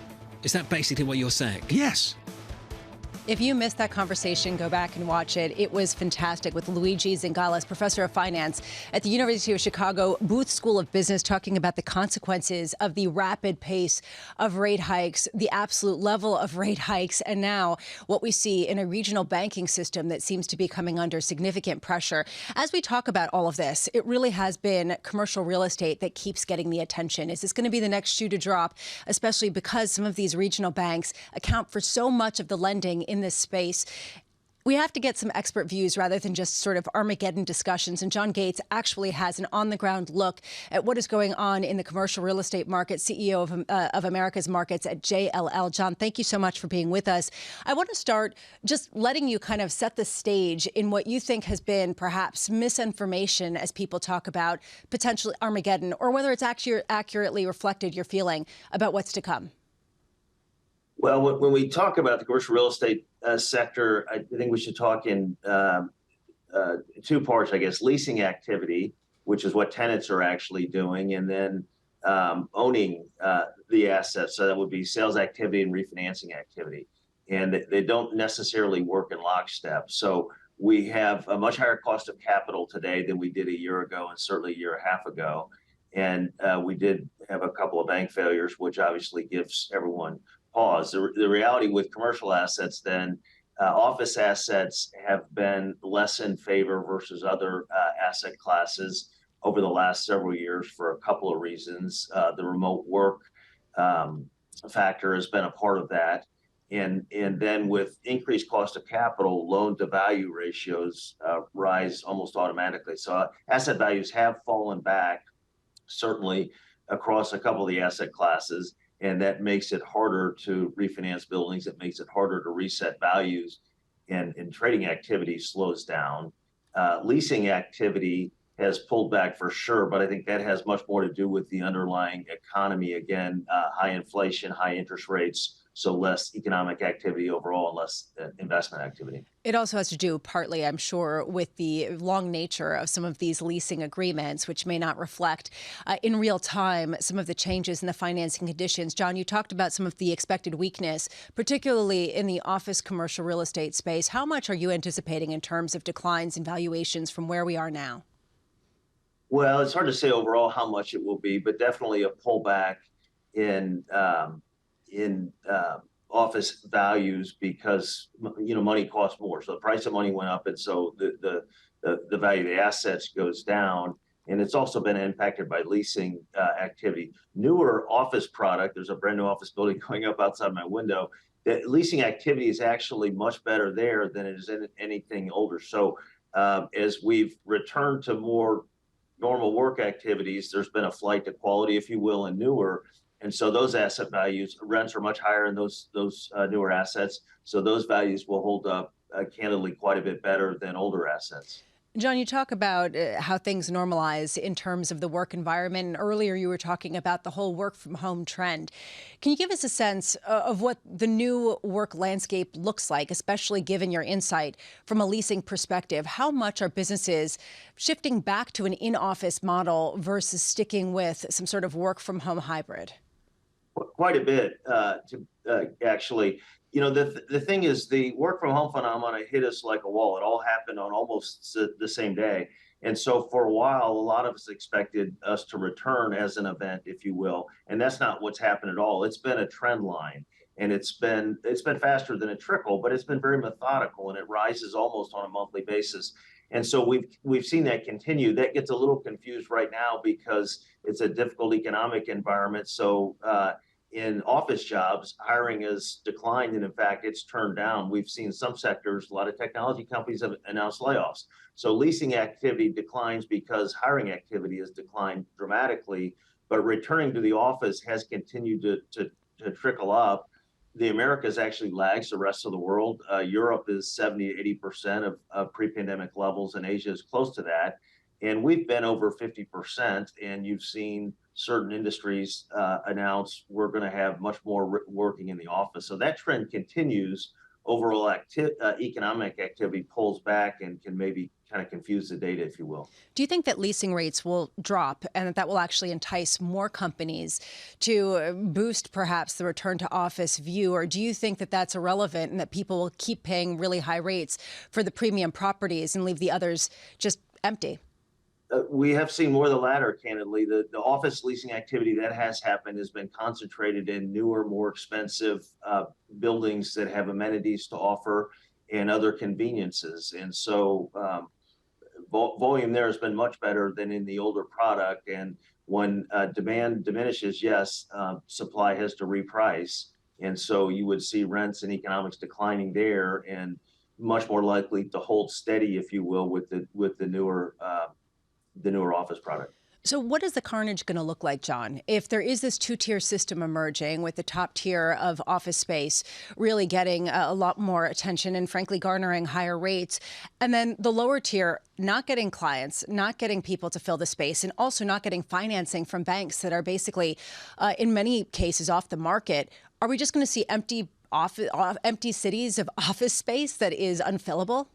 We see more of it than we want for now, for sure. And it's a great question. One of the things that's happening in our industry is reevaluating or repurposing some of those office assets. So if you look at certain submarkets, downtown Los Angeles has been quiet, but every urban area in the United States has a lack of affordable housing. So which of these assets could be well positioned to be multifamily assets? Just as an example, that's a question a lot of people are asking, and there's a lot of work being done around that. Hospitality is another possibility, ground floor retail. That'll take quite some time to do, but I do think you'll see a fair amount of it happening, and it'll change the nature of some of these urban environments. Housing activity brings people, obviously, that brings retail activity, it brings street level activity, it creates a dynamism that's really a good thing, but it doesn't happen overnight. And I think we'll see more and more of that happen over, the next, you just call it 5 to 7 years. But this is really expensive. I mean, especially given the lack of windows on these huge floors that really are not cut out for being split up into apartments. How much financing is available for these projects in properties that aren't that attractive otherwise? Yeah, so some of the assets, to your point, don't really lend themselves to that because they're very deep on the inside or window lines and things of that nature. But some of them do convert. But you have to see a reset in values, because that's very a capital intensive thing. So if we thought an asset might be worth this to be repositioned as multi or hospitality, you're going to have to reset the value at something in many cases materially lower than that to attract the capital then to invest in it and do it. So yes, that process is occurring. John, you've been in this business of commercial real estate for decades, for about 3 decades. Have you ever seen a period of time where there was this much angst and justifiable angst around the industry?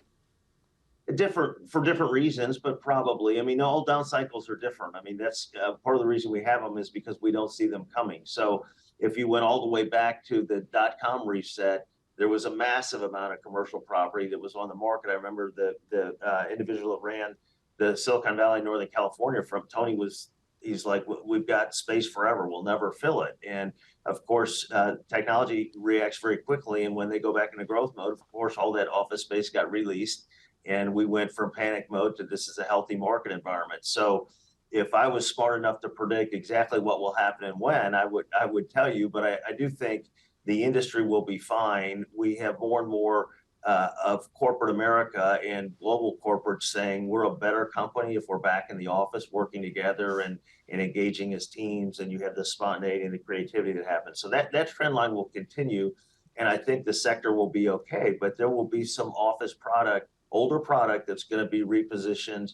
I think maybe in some extreme cases, you might even see stuff demolished and rebuilt. And it'll take a while for that to happen. But I think office buildings are here to stay, and the future will be okay. John Gates of JLL, thank you so much for being with us. Have a wonderful holiday.